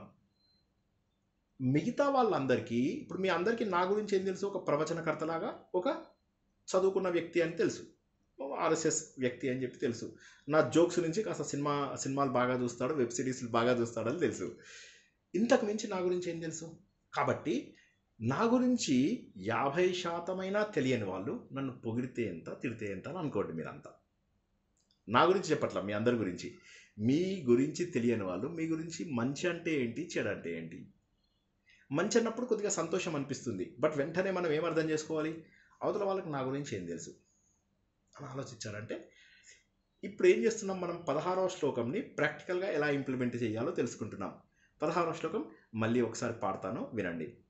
అంటే స్థితప్రజ్ఞత్వం ఉంటుంది. ఆ స్థితప్రజ్ఞత్వమే, అది సాధించడానికే ఈ ప్రయత్నం అంతా. ఇప్పుడు నేనేమంటున్నానంటే థీరీ చెప్పట్లేదు, అసలు థీరీలోకి ఎలా వెళ్ళాలి అనేటటువంటి మెథడాలజీ రమణ మహర్షి ఇచ్చిన దాన్ని మీకు నేను కొద్దిగా అర్థం చేయించడానికి ప్రయత్నం చేస్తున్నాను. ఎస్, అల్టిమేట్లీ స్థితప్రజ్ఞతే, అల్టిమేట్లీ సమశత్రౌచ మిత్రౌచ తథామానాపమానయో, అల్టిమేట్లీ తుల్యానింద స్థితర్మౌని, డౌటే లేదు. అవే ఎలా సాధించాలో తెలుసుకుంటున్నాం మనం. సాగరం లోపల ఏ విధంగా, సుఖం వచ్చినా సంతోషం వచ్చినా కూడా అలాగే చూస్తూ ఉండాలి కదా సార్. అది కరెక్ట్ కరెక్ట్. అందుకే నేను ఏమంటున్నానంటే కూడా రైట్ ఒక్కసారి నిర్లిప్తత అనేది ఏర్పరచుకోండి. నిర్లిప్తత ఎందుకు ఉండాలంటే మనం చేస్తున్న పనిని సక్రమంగా చేయండి. ముద్రలు వేసుకోకండి. ఈ ముద్రలు ఏమవుతాయి, కాలక్రమేణా ఇలా పెరుగుతూ ఉంటాయి, ఇక్కడ ఇలా మూటలు పడిపోతూ ఉంటాయి. 10 ఆలోచనలు మిమ్మల్ని తరుముతూ ఉంటాయి. ఈయనేం చెప్పాడు, ఈ కనెక్షన్ తీసేసేయమన్నాడు. ఆ కనెక్షన్ ఎమ్ తీసేయాలి అంటే ముందు ఈ తీసేయాలి, సంఘటనలు ఈలు తీసేసేయాలి. తీసేస్తే ఎమ్ములు ఆటోమేటిక్గా ఎగిరిపోతాయి, ముద్రణలు ఎగిరిపోతాయి. మెమొరీ ఎప్పుడు ఉంటుంది, ఒక సంఘటన గురించి మనము సంతోషం కానీ బాధ కానీ పడ్డప్పుడు అది మనకు మెమొరీగా ముద్రించబడుతుంది. మేము అప్పుడు వెళ్ళాము అని ఇలా అలా ఉంటుంది. ఈయన ఏమంటున్నాడు, నిర్లిప్తంగా ఉన్నట్లయితే దాని గురించి ఆలోచించడం తగ్గిపోతుంది. ఒక చెడు సంఘటన జరిగింది, దాని గురించి ఆలోచించడం తగ్గించేసేయండి. ఒక రోజులో పోతుందని కాదు, మంచి సంఘటన జరిగింది కొద్దిగా తగ్గించండి. ఇక్కడ ముద్ర పడేలాగా చేయకండి. దీన్నే చిత్తశుద్ధి అంటారు. ఒక మాటలో చెప్పాలంటే చిత్తశుద్ధి. ఇంత కాంప్లికేట్ ఎందుకు చేసుకున్నాం మనం, చిత్తశుద్ధి చేయాలి అంతే. చిత్తంలో ఉన్న చెత్తను బయటపడేయాలి. ఈ మాట నేను ఇంతకుముందు చెప్పానా లేదా, ఒకసారి చెప్పండి. ఎన్నిసార్లు చెప్పుంటాను, 1,00,000 సార్లు చెప్పుంటానా, మన ప్రతి ప్రవచనంలో చెప్పానా? అదే మాట ఆయన ఏమంటాడు, చాలా అదే ఆయన ఏమంటున్నాడంటే, ఒకసారి గనక బయట విషయాల నుంచి నువ్వు దృష్టి మరిస్తే దృశ్యవారితం చిత్తం ఆత్మనః చిత్వదర్శనం తత్వదర్శనం. స్ట్రైట్ ఫార్వర్డ్ సాంస్క్రిట్, ఏమీ కష్టం లేదు.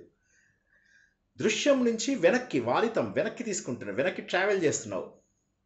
చిత్తం ఆత్మనః అంటే ఒకసారి నువ్వు నీ చిత్తంని ఆత్మ వైపు సారించినట్లయితే అదే చిత్వ దర్శనం, అదే ఆనందమైనటువంటి దర్శనం. అప్పుడే నువ్వు ప్రశాంతంగా పడుకోగలుగుతావు, అప్పుడే నువ్వు కల్మషం లేని నవ్వుతావు. కాబట్టి సంఘటనలని తగ్గించండి అని నేను ఇంతకుముందు ఎప్పుడైనా చెప్పలేదా? ఒకసారి చెప్పండి, ఎప్పుడైనా చెప్పానా? చెప్తూ ఉంటారు సార్, ప్రతిసారి చెప్తూ ఉంటారు. ఎవ్రీ డే చెప్పలేదు, చెత్తని ఇష్టంలోంచి తీసేయాలని చెప్పారు. సంఘటనల గురించి చెప్పలేదు. సంఘటనలు అంటే కాంటాక్ట్స్ అన్ని కట్ చేయమని చెప్పారు సార్. అన్ని ఫంక్షన్లకు వెళ్ళకూడదు, సంఘటన జరగదు. ఫోన్లు తీసుకోకపోతే సంఘటనలు జరగవు. సో అలా ఫోన్లు సార్. సో ఎప్పుడూ చెబుతూనే ఉంటాం. అంటే దీన్ని బట్టి ఏమర్థమవుతుంది, మీ అందరి సెల్ ఫోన్స్ మా ఫ్రెండ్కి ఇచ్చి మీరు ప్రశాంతంగా ఉండే అవసరం వచ్చింది అని గుర్తుంచుకోండి. రమణ మహర్షి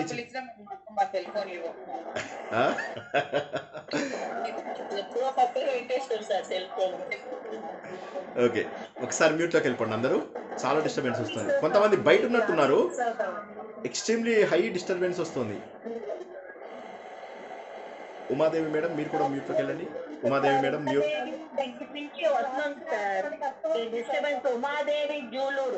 మేడం ఒక్కసారి మ్యూట్. ఉమాదేవి మేడం మీరు మ్యూట్లో. రైట్ ఆవిడ బయట ఉన్నట్టున్నారు, అందుకోసం కొద్దిగా వస్తుంది. సో ఇప్పుడు ఏమర్థమవుతుంది, దానికి ఆయన ఏమంటున్నాడంటే అది వెనక్కి తీసుకున్నట్టు కాదమ్మా, మీది వెనక ఏదో నాయిస్ వస్తుంది, చాలా ఎక్కువగా నాయిస్ వస్తుంది. ఓకేనా, మీరు మ్యూట్లో పెట్టుకోండి కాసేపు. ఓకే, నా వాయిస్ వినిపించట్లేదా అమ్మా మీకు? మీ దాని మీద ప్రెస్ చేశాను సార్, 200% పెట్టాను. మాకు బాగానే ఉంది సార్. బాగానే ఉందా? సరే, ఒక్కసారి జాగ్రత్తగా చూడండి. ఓకే, ఇప్పుడు ఏమవుతుంది అంటే ఈ రూమ్ లోపల వృత్తులు జరుగుతూ ఉంటే చైతన్యం ఏం చేస్తుంది? సాక్షిగా చూస్తోంది. ప్లీజ్ ప్లీజ్, ఈ రూమ్ లోపల వృత్తులు 3 వృత్తులు జరిగాయి. మా అబ్బాయి, నేను, మా ఆవిడ 3 వృత్తులు జరిగినప్పుడు ఈ చైతన్యము, ఈ లైట్ వెలుతురు ఏం చేస్తుంది? ఒకటి సాక్షిగా తెలుస్తుంది, ఇంకోటి చైతన్యంగా తెలుస్తుంది. ఒకసారి ఇవన్నీ బయటికి వెళ్ళిపోయాయి. ఇంక ఇప్పుడు సాక్షిత్వానికి అవకాశం ఎక్కడుంది? ముగ్గురం బయటికి వెళ్ళిపోయాం, సాక్షిత్వానికి అవకాశం ఎక్కువ ఉంది. అప్పుడు మిగిలిపోయేది చైతన్యం. చైతన్యం ఒకటే. అంటే ఏంటి? విషయాల నుంచి మరలిపోయినటువంటి చిత్తం ఏదైతే ఉందో అదే చైతన్యము. సో చైతన్యం యొక్క ఆనందం తెలియాలి అంటే ఒక్కరోజు ప్రశాంతంగా ఉండి చూడండి. నేను ఛాలెంజ్ కడుతున్నాను, మీరు జీవితంలో నా మాట వింటారు. ఇక ఎప్పుడు ఇక కాదనరు. నా ప్రవచనానికి 5 నిమిషాల ముందు కాదు, పావు గంట ముందు వచ్చి కూర్చుంటారు. ఒక్కరోజు ప్రశాంతంగా ఉండి అర్థం చేసుకోండి. ఒక్కరోజు జీవితంలో ప్రశాంతంగా ఉండండి. ముందు ఆ ఆలోచనల పరంపరని పారేయండి. ఎంత బాగా చెప్పాడు ఈయన రమణ మహర్షి చూడండి. ఆయన ఏమంటాడు? చైతన్యం అనేటటువంటిది అలా శోభిస్తూ ఉంటుంది, అదే చిత్వ దర్శనము. చిత్వ దర్శనము అంటే ఏంటి? నా యొక్క సొంత రూపమును దర్శించుకోవడము. మళ్ళీ చెప్తున్నాను, చిత్వము అంటే నేను, నా యొక్క స్వస్వరూపము. నా సార్ ఆలోచనని ఎలా కంట్రోల్ చేసుకోవాలి సార్? మనం ఆలోచనలు వచ్చేస్తూ ఉంటాయి కదా, ఒకదాని తర్వాత ఒకటి. దాన్ని ఎలాగ కంట్రోల్ చేసుకోవాలి సార్? అదే చెప్తున్నాను కదా. ఇప్పుడు ఇందాక నుంచి మనం మీరు ముందు చెప్పండి సార్. షూర్ తప్పకుండా. ముందు ఇది వినేసేయండి, తర్వాత మనం చాలా క్లియర్గా తెలుసుకుందాం, అన్ని క్లియర్గా తెలుసుకుందాం. సంఘటనలు తగ్గిస్తే క్రమ పద్ధతిలో ఆలోచనలు తగ్గుతాయి. ఈ ఫార్ములా ఒకటి గుర్తుంచుకుంటే జీవితం మారిపోతుంది. ఇందులోపల ఏం తెలుసుకున్నాము? నేను అనేటటువంటి చైతన్యం ఇక్కడ ఏదైతే ఉందో, సంఘటనలని గనక కట్ చేస్తే ఈ సంఘటనలకు సంబంధించినవన్నీ నా మెదడులో ఉంటే ఆలోచనలు ఎప్పుడు మనకు జరిగిన సంఘటనలు లేదా జరగబోయే విషయాలపైనే ఆలోచిస్తాను తప్ప ఇంకా వేరేవి ఆలోచించము. కాబట్టి ఆలోచనలు తగ్గించుకునే ఒకే ఒక పద్ధతి ఏమిటంటే, మనకు ఆలోచనలు ఎందుకు మనను వెంటబడి చంపుతున్నాయంటే సంఘటనలు ఉండడం వల్ల.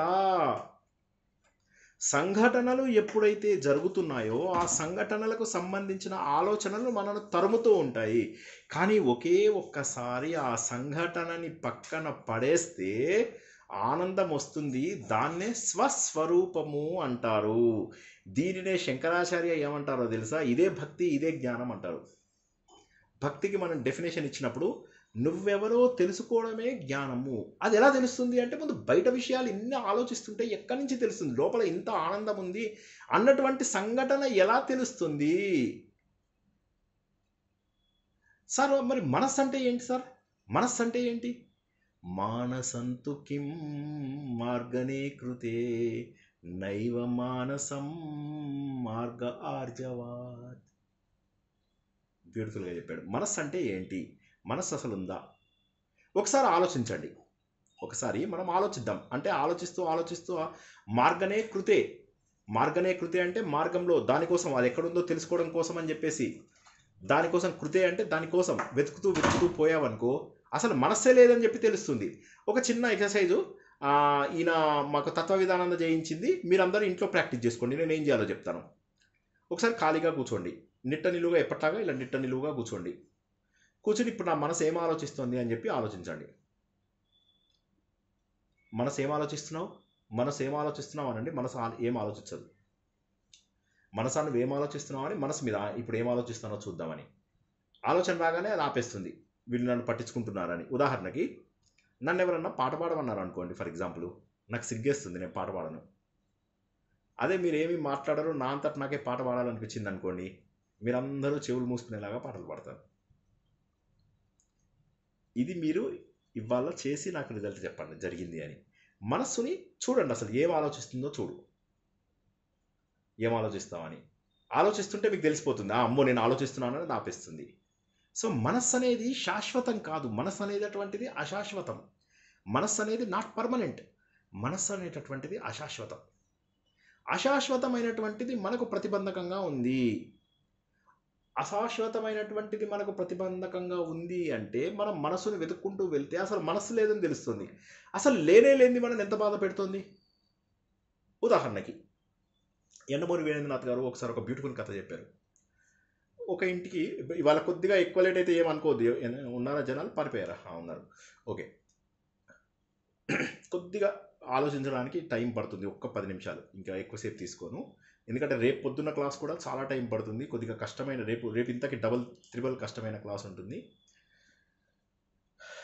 ఇప్పుడు ఇక్కడ యండమూరి వీరేంద్రనాథ్ గారు ఒక కథ చెప్పారు. ఏమని చెప్పారంటే ఆ కథ లోపల ఇంటికి వచ్చేసరికి వాళ్ళ వైఫ్ చెప్పింది, మీకోసం ఎవరో పోలీస్ ఆఫీసర్ వచ్చాడండి ఇంటికి అని. ఈ రాత్రంతా కూర్చుంటారు వైఫ్ ఆయన, ఆలోచిస్తూ కూర్చుంటారు. ఎందుకు వచ్చాడు, ఏం చేశాము, మన ఇంట్లో ఎవరైనా తప్పు చేశారా, వైఫ్ని తిడతాడు, నువ్వు ఆ రోజు ఏదో చేసావు, పక్కింటి వాళ్ళతో కొట్లాడబేడావు, వాళ్ళు కూడా ఈయనంటుంది, ఏం లేదు మీరు పక్కింటి ఆయన్ని రౌడీ విధవా అన్నారు అందుకోసం వచ్చిందంటే, నేను రౌడీ విధవా అన్నానా, నువ్వే ఆయన అదోలా చూస్తున్నాడండి అంటే రౌడీ విధవా అన్నాను అంటే, నేనంటే మాత్రం మీ ఉద్దేమైంది. రాత్రంతా కొట్టుకున్నారు వాళ్ళు. సార్ ఎంత బాగా చెప్పారు సార్, మీ ఇంట్లో ఇవే జరుగుతాయా? లేదు, నేను ఆయన చెప్పిన స్టోరీ చెప్తున్నాను. రాత్రంతా కొట్టుకుంటారు వీళ్ళు. కొట్టుకున్న తర్వాత చాలా ఇదవుతుంది, రాత్రంతా పడుకోరు, తెల్లవారుతుంది. ఆయన 11ంటికి రమ్మన్నాడు, తెల్లారింది, ఎప్పుడెప్పుడు 10 అవుతుందో తెలియదు, వెళ్ళడం లేదు, తయారై కూర్చుంటాడు, వెళ్ళాలి అక్కడికి వెళ్తాడు. వెళ్ళేసరికి ఏమైంది, అక్కడ ఆ పోలీస్ ఆఫీసర్ ఈయన క్లాస్మేట్ అన్నమాట. అరే నువ్వు ఇదే ఊళ్ళో ఉన్నావని తెలిసి పిలిపించాను అంటాడు. అయిపోయింది. ఏమీ లేని దాని గురించి ఎంత ఆలోచించాం. కథ బాగుందా లేదా చెప్పండి ముందు. ఆయన వీరేంద్రనాథ్ గారు చెప్పినటువంటి కథ బాగుంది సార్, చాలా బాగుంది. ఈ కథ actually most of the time that happens sir. Imagine చేసుకుంటాం, అజ్యూమ్ చేసుకొని బుర్ర పాడు చేసుకుంటాం, అసలు అక్కడ చూస్తే ఏమీ ఉండదు, అండ్ వ్యతిరేకంగానే ఉంటుంది అది. అండ్ ఇంకో చాలాసార్లు ఏమవుతుంది తెలుసా, చాలాసార్లు ఏమవుతుందంటే మనము బాగా ఆవేశంలోకి వెళ్ళిపోయి లేని ప్రాబ్లం, ఎంతో చిన్న ప్రాబ్లం, మనం సినిమాల్లో వాటిల్లో కూడా చూస్తూ ఉంటాం కదా, చిన్న ప్రాబ్లమ్స్కి రెండు పట్టణాలు విడిపోతాయి, 2 పల్లెలు విడిపోతాయి, అన్నదమ్ములు విడిపోతారు. వాడు ఆ సినిమాలో రాగానే వాడు ఏమంటాడు, అమ్మా అన్నొచ్చిండే నాయనా అని అంటాడు. శ్రీహరి ఏం సినిమా అది? Good, excellent. మిగతా వాళ్ళు ఏమైంది, సినిమాలు చూడడం మానేశారా? సో ఒకే ఒక్క చిన్న సంఘటన కోసం ఎన్నాళ్ళు దెబ్బలాడుకున్నారు. సో కాబట్టి ఏంటంటే జరిగినది ఏదైనా కూడా ఇది భగవంతుడి ద్వారా జరిగిందని వదిలేయండి, అక్కడ నిర్లిప్తంగా వదిలేయండి. ఎందుకంటే ఈ మనస్సు అనేది ఇది మిథ్య. ఈ మనస్సు అనేది మిథ్య కాబట్టి అది రాత్రిపూట మీరు డీప్ స్లీప్లో ఉన్నప్పుడు లేదు. అది ఒకవేళ గనక అది సత్యమైనట్టయితే, ఒకవేళ గనక అది ట్రూత్ అయినట్లయితే మీతో పాటే ఉండేది. అది మీ మనస్సు మీకు ఇచ్చిన బొమ్మలని, ఉదాహరణకి మనసుకి కోతి అనగానే కోతి కనిపించింది, కుక్క అనగానే కుక్క కనిపించింది, సినిమా అనగానే సినిమా కనిపించింది. సో మీరు ఏం చేస్తున్నారంటే మనసుకి you are forcing it to think. కుక్క అంటే కుక్క బొమ్మ ఇస్తుంది, అది కోతి అంటే కోతి బొమ్మ ఇస్తుంది. చైతన్యము అనండి ఇస్తుంది, అది ఇవ్వదు. ఎందుకంటే అది చూడని బొమ్మని ఇవ్వదు. కాబట్టి మీరు సంఘటనల్ని తగ్గించుకుంటూ పోతే చూసిన విషయాలు మనస్సుకి తగ్గిపోతాయి. ఎప్పుడైతే చూసిన విషయాలు మనసుకు తగ్గిపోతుందో మనస్సు వేగ్గా ఉంటుంది. బాగా చూసిన విషయాలను బాగా జ్ఞాపకం వస్తుంది. చిరంజీవి అనగానే తక్కువని గుర్తొస్తాడు. అదే నేను సందీప్ కిషన్ అంటే తక్కువని గుర్తు రాకపోవచ్చు చాలామందికి. అంటే మీరు అందరూ ఎక్కువ సినిమాలు చూస్తారు కాబట్టి మీకు రావచ్చు. కానీ ఇన్ జనరల్ మనకు బాగా తెలిసినవి ఎక్కువగా మనకు గుర్తొచ్చే అవకాశం ఉంది. అందుకోసమని ఒక సంఘటనని రీఇన్ఫోర్స్ చెయ్యొద్దు. ఇప్పుడు ఇక్కడ ఆయన ఏమంటున్నాడు, నువ్వు నిజంగా మనస్సుని వెతుక్కుంటూ పోతే మనస్సు అనేది మిథ్య. మనస్సు అనేది తనకు తెలిసిన సంఘటనలను నీకు బొమ్మలుగా చూపించి నిన్ను బాధ పెడుతోంది. నిన్ను అనేది వేరు, మనస్సు అనేది వేరు. నువ్వంటే మనస్సు అనుకుంటున్నావు, నిన్ను బాధ పెడుతున్నది మనస్సు. So you are different to నీ మనస్సు. ఈ పాయింట్ అర్థం కాని వాళ్ళు అడగండి ఒకసారి please. This is very important. ఇంత అద్భుతం అసలు, అంటే చెప్తున్నాను, ఎన్నో కోట్ల జన్మల అదృష్టం ఉంటే మనం ఇవి నేర్చుకుంటున్నాము. ఎంత అద్భుతమైనటువంటి మనస్సు వేరు, నువ్వు వేరు. అంటే నువ్వు ఎవరవుతారు, అది ఆ నువ్వు ఎవరవుతారు అనేది ఇప్పుడు మనం తత్వదర్శనం ద్వారా తెలుసుకుంటాం. ఆయన ఏమంటున్నాడు, ఒకసారైనా సరే నీ జీవితంలో వెనక్కి తిరిగి చూసుకో, తత్వదర్శనం. ఆ తత్వదర్శనం నీకు కనిపిస్తుంది. చిత్వదర్శనం, తత్వదర్శనం, స్వస్వరూప దర్శనం నీకు కనిపించి నువ్వు ఆనందాన్ని పొందుతావు. ఎప్పుడు కూడా ఒక సినిమా వచ్చింది, షాకలేట్ అని ఒక సినిమా వచ్చింది. అది ఆస్కార్ అవార్డు మూవీ అనమాట. అప్పట్లోపల ఏమైందంటే అన్ని దేశాల లోపల చాక్లెట్ తయారు చేసి ఇది చేస్తుండేవారు. అయితే చాక్లెట్ ఇస్తున్న వాళ్ళందరినీ కూడా ఆ రోజుల్లో చర్చి వ్యతిరేకించేది. మీకోసం ఎన్ని కథలు ఎక్కడెక్కడి నుంచో నేను తెలుసుకోవాల్సి వస్తుంది. ఓకే, సడన్గా కూడా చాలా జ్ఞాపకం వస్తాయి. అందులో సినిమాలు లక్కీగా బాగా చూస్తాను కదా, సో నాకు బోల్డ్ అన్ని ఉదాహరణలు వస్తాయి. సో చాక్లెట్ అన్ని ఊర్లలో ఈమె వెళ్ళి ప్రతి ఊర్లో కూడా చాక్లెట్స్ని సప్లై చేస్తూ ఉంటుంది. దాంతో ఏంటంటే ఏవో చాక్లెట్స్ అని కొత్తగా వచ్చాయి, చాలా బాగుంటున్నాయి అని అందరికీ ఎడిక్ట్ అవుతుంది. చర్చ్ ఏమో వీళ్ళకి ఎగెనిస్ట్గా ఉంటుంది. చర్చ్ ఎప్పుడు కూడా వీళ్ళకి వ్యతిరేకంగానే ఉంటుంది. ఉంటే అలా వ్యతిరేకంగా ఉన్నటువంటి చర్చు ఒకసారి ఏమవుతుందంటే వీళ్ళని అసలు ఆ చాక్లెట్ వాళ్ళు తన ఊర్లోకి వచ్చారంటే వాళ్ళని అందరినీ దూరంగా పెట్టి వాళ్ళందరినీ ఎంత చర్చ్ వాళ్ళు ఆపుతున్నా కూడా ఆ ఊర్లో అందరూ చాక్లెట్లు కొనుక్కునే వాళ్ళు, దొంగచాటుగా కొనుక్కునే వాళ్ళు, లేదా చర్చ్కి వెళ్ళి అబద్ధాలు చెప్పేవాళ్ళు. లేవేం తినలే, చాక్లెట్ అంటే ఏంటి అని అడుగుతునేవాళ్ళు. కోపం వస్తుంది. ఈయన ఏం చేస్తాడంటే చాలా రోజులు ట్రై చేసి నా ఫాదర్ ఏం చేస్తాడంటే ఓ రోజు చాక్లెట్ ఇండస్ట్రీలోకి వెళ్తాడు. వెళ్ళి దాన్ని మొత్తం ముక్కలుగా ధ్వంసం చేసేద్దామని చెప్పి లోపలికి వెళ్తాడు. వెళ్ళి అక్కడ కాలు జారి పడతాడు. పడ్డప్పుడు నోట్ లోపలకి చాక్లెట్ పడుతుంది. పడగానే ఆయన కూడా ఎడిక్ట్ అయిపోతాడు. సో మనస్సు అనేది మీరు అత్యంత ఆనందమైనటువంటి అది ఉంటే 1 నిమిషంలో 2 నిమిషాలలో ఆనందంగా నిద్రపోగలరు. ఇగ్నోర్ చేయడం అంత సులభం ఇంకోటి లేదు. ప్రపంచంలో మిమ్మల్ని మీ గురించి తెలిసిన వాళ్ళందరూ 2%, 3% తెలిసిన వాళ్ళే ఉంటారు. మీకు ఆత్మీయులకు కూడా మీరు 10-15% తెలుస్తారు. But still you are 85% more than what everybody knows about you. అలాంటప్పుడు మీరు వాళ్ళందరి గురించి ఆలోచించి సమయాన్ని వృధా చేసుకోవచ్చా? చర్య ప్రతిచర్య ఇవన్నీ అవసరమా? కాబట్టి చేయవలసినది ఏంటంటే ఇగ్నోర్ చేయడమే.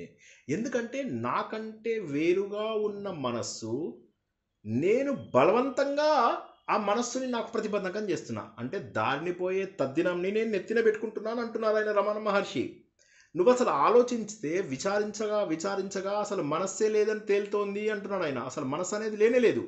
అసలు మనసు లేనప్పుడు నిగ్రహించాల్సిన అవసరం ఏముంది? మనం ఏం చేస్తాం? బలవంతంగా నిగ్రహిస్తాం. బలవంతంగా నిగ్రహించద్దు, జస్ట్ ఇగ్నోర్. ఇప్పుడు మీరు రోడ్డు మీద నుంచి వెళ్తున్నారు. ఇవాళ రోడ్డు మీద ఎవరైనా వెళ్ళారా? ఎవరైనా సరే రోడ్డు మీద, సైకిల్ మీద, కారు మీద, బైక్ మీద ఎవరైనా వెళ్ళారా ఇవాళ? అందరూ వెళ్తాం సార్. ఇవాళ సరే నడుచుకుంటూ వెళ్ళావా? సరే రోడ్డు మీద ఎంతమంది కనిపించారు? మీరు వెళ్ళలేదా? సరే వెళ్ళిన వాళ్ళు సో చైతన్య, నీకు ఇప్పుడు రోడ్డు మీద ఎంతమంది కనిపించారు? నేను ఇగ్నోర్ చేశాను సార్. ఎవరిని అంత ఎవరు పట్టించుకుంటున్నారో ఏమీ చూడలేదు, అబ్జర్వ్ చేయలేదు అసలు. ఓకే, మాధురి వేమ, నువ్వు చెప్పు ఎంతమందిని? నేను కూడా ఎవరిని అబ్జర్వ్ చేయలేదు సార్. Very good. ఇంకెవరైనా రోడ్డు మీద వెళ్తున్న వాళ్ళు ఎవరైనా ఎంతమంది వస్తున్నారు, ఎంతమంది పోతున్నారు, ఎవరెవరు ఏమేం చేస్తున్నారు, ఇవి ఎవరైనా పట్టించుకున్నారా? అబ్జర్వ్ చేస్తాను కదా. పట్టించుకోరు సార్. తెలిసిన వాళ్ళు కనపడితేనే గమనిస్తారు. ఎవరైనా కొన్ని షాప్స్ ఉంటాయి, షాప్స్ చూస్తూ ఉంటాను. అది అదృశ్యం, అది తగ్గించుకోవాలి. పట్టించుకో అంటే మనం పట్టించుకోదు. దాన్ని ఇంటికి తీసుకొచ్చేసి దాని గురించి ఆలోచిస్తారా? చాలా తక్కువ. దీన్ని ఇగ్నోరింగ్ వేసుకోలేరు కదా సార్ వాళ్ళ గురించి మనసులో ఎప్పుడు. అందుకని మన మనసు ఆలోచించాలి. అది అక్కడ విషయం. కాబట్టి మనకు సంబంధించిన వాళ్ళు కాదు. ప్రపంచంలో ఎవరు మనకు సంబంధించిన వాళ్ళు? మీరు ఒక్కసారి ఆలోచించడం ఏంటంటే మనకు సంబంధించిన వాళ్ళు ఎవరు? ఈరోజు మనం చనిపోతే 12 రోజుల్లో జనాలు మనల్ని మర్చిపోతారు. మీ సొంత వాళ్ళు కూడా మిమ్మల్ని మర్చిపోతారంటే మీరు అడపదడప జ్ఞాపకం రాలని కాదు. ఇప్పుడు మా నాన్నగారు నాకు జ్ఞాపకం రాకుండా ఉన్నారా? అలా కాదు. కానీ ఏంటంటే you are not important. Nobody is indispensable in this world. ఈ ప్రపంచంలో ఎవడూ కూడా ఇది లేదు. సుభాష్ చంద్రబోస్ లేకపోయినా నడుస్తుంది, భగత్ సింగ్ లేకపోయినా నడుస్తుంది, వీర సావర్కర్ లేకపోయినా నడుస్తుంది, మా ఆర్ఎస్ఎస్ గురూజీ లేకపోయినా నడుస్తుంది, మా ఆర్ఎస్ఎస్ ఫౌండర్ లేకపోయినా నడుస్తుంది. మన నాగ్పూర్ వెళ్ళినప్పుడు గుండె అంతా నీరైపోయింది నాకు. మహాత్ములు ప్రారంభించినటువంటి లేకపోయినా నడుస్తుందా లేదా? ప్రపంచం నడుస్తుంది. మహానుభావులు లేకపోతేనే నడుస్తుంది. ఆఫ్టర్ ఆల్ మనమెంత, మన బతికెంత. రాముడు లేని రాజ్యం నడుస్తుంది, శ్రీకృష్ణుడు లేనటువంటి ప్రపంచం నడుస్తుంది. ఎవరున్నా లేకపోయినా కాలం అది గడిచిపోతానే ఉంటుంది, ఆగదు. కాబట్టి మనం ఏం గుర్తుంచుకోవాలంటే నేను నా గురించి ఇంపార్టెంట్ ఈ ప్రపంచంలో నా ఒక్కదానికే అనుకోవాలి. ఆ ఒక్కటి ఏంటి? నా బాడీ, నా ఇది కాదు. నేను ఒక్కనే ఇంపార్టెంట్ కాబట్టి నాకు బట్టలు కొనుక్కుంటాను, నాకు షాపింగ్ చేసుకుంటాను కాదు. నేనెవరో తెలుసుకుంటాను. ఆ నేనెవరో ఎలా తెలుసుకుంటాము? ఒక్కరోజు ఆలోచనలు తగ్గించండి. ఒకే ఒక్కరోజు, ఆ రోజు ఆయన చెప్పినటువంటి చైతన్య దర్శనం జరుగుతుంది. ఆ రోజు మీరు ఏమీ అలసిపోకపోయినా కూడా నిమిషంలో నిద్రపోతారు. ఇందాక నేను చెప్పిన పరీక్షని ఇంట్లో అందరూ చెయ్యండి. ఏమని చేస్తారు? పక్కన ఏదన్నా పెట్టుకోండి. ఒక 5 మినిట్స్తో 10 మినిట్స్తో ఒక చిన్న మాటలో ప్రవచనమో ఏదో ఒకటి పెట్టుకొని వింటూ పడుకోండి. పాటలో 2-3 పాటలు పెట్టుకొని పడుకోండి. పొద్దున లేచిన తర్వాత ఏ పాట మీకు జ్ఞాపకం ఉందో చూడండి. ఎంతసేపు? కొంతమంది రాత్రంతా వింటూనే ఉంటారు పాటలు. సో దీన్ని బట్టి ఏమవుతుందంటే స్టెబిలిటీ. అది ఇన్సోమ్నియా కిందికి రాదు. ఇన్సోమ్నియా ఎప్పుడు వస్తుందంటే ఆలోచనల ద్వారా ఎక్కువ వస్తుంది. కాబట్టి మనస్సు అనేటటువంటిది ఆయన ఏమంటున్నాడంటే, మనస్సు అనేటటువంటిది మానసం తూ కిం. ఏంటి మనస్సు? ఏంటి? దాని గురించి మార్గనే కృతే. మార్గంలో దాన్ని అన్వేషించుకుంటూ దాని గురించి మనం కనుక వెతుక్కుంటూ వెళ్తే నా ఏవ మానసం నైవ మానసం, మనస్సు అనేది అసలు లేదు. మార్గ ఆర్జవం అంటే స్ట్రైట్ ఫార్వర్డ్గా కనుక నువ్వు కరెక్ట్గా చూసినట్లయితే సూటిగా ఆర్జవం అంటే ట్రూత్, స్ట్రైట్గా అసలు ట్రూత్ చెప్తున్నాను నేను నీకు, అసలు మనస్సు అనేది లేదని చెప్తున్నాడు. దానికి ఉదాహరణగా రమణ మహర్షి చెప్పిన దానికి ఉదాహరణగా తత్వవిధానంద గారు ఏం చెప్తారంటే, రాత్రిపూట మనస్సు లేదు కదా, నువ్వు నిద్రపోయినప్పుడు మనస్సు ఎక్కడ పోయింది అంటారు. కాబట్టి అది మిథ్య కాదు. మిథ్య కాకపోతే ఆ సమయంలో మనం ఉన్నామా లేదా? నాకు ఒక విషయం చెప్పండి. మనస్సు లేదు, ఈ మాట ఫస్ట్ ఒక పాయింట్ అర్థం చేశాను. మనస్సు ఉందా? మనం డీప్ స్లీప్లో ఉన్నప్పుడు మనస్సు ఉందా లేదా? లేదు సార్. లేదు సార్. డీప్ స్లీప్లో మీరున్నారా? మనం ఉన్నామా లేదా? సో మనం ఉన్నాము.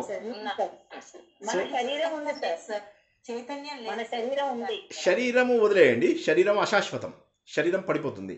కానీ అందులో ఉన్న చైతన్యం శాశ్వతం. మనస్సు మాత్రం, మనస్సు ఎగిరిపోయింది, శరీరం ఎగిరిపోయింది. ఎందుకంటే మనం డీప్ స్లీప్లో ఉన్నప్పుడు శరీరంతో సంబంధం ఉండదు. మనకు డీప్ స్లీప్లో ఉన్నప్పుడు శరీరంతో సంబంధం ఉండదు.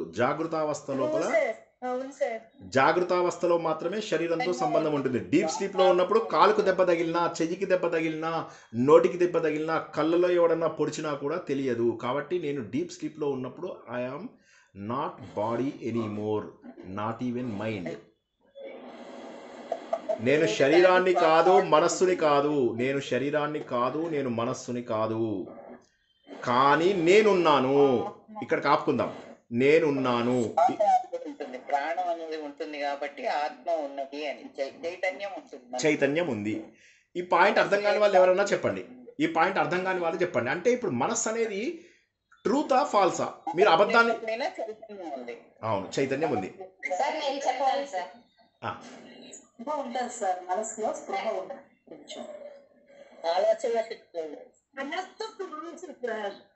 అనురాధ గారు ఏమన్నారు?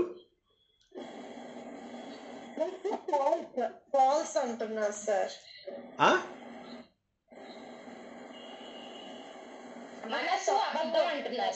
మనస్సు అబద్ధం. సో మనస్సు లేదు, మనస్సు అనేది అబద్ధం. అబద్ధమైన దాని గురించి ఎందుకంత? ఆ మనస్సులోంచి ఎన్ని పెద్ద ప్రాబ్లమ్స్ వస్తున్నాయి చూడండి. మనస్సులోంచి ఎన్ని పెద్ద ప్రాబ్లమ్స్ వస్తున్నాయి. ఒక అసత్యము వల్ల మీరు ఇన్ని పెద్ద ప్రాబ్లమ్స్లో ఇరుక్కోవడం న్యాయమా? చైతన్యం గురించి ఆలోచించాలా, అబద్ధమైనటువంటి దాన్ని, అసత్యమైన దాని గురించి ఆలోచించాలా అని ప్రశ్న వేస్తున్నారు ఆయన. ఎప్పుడైతే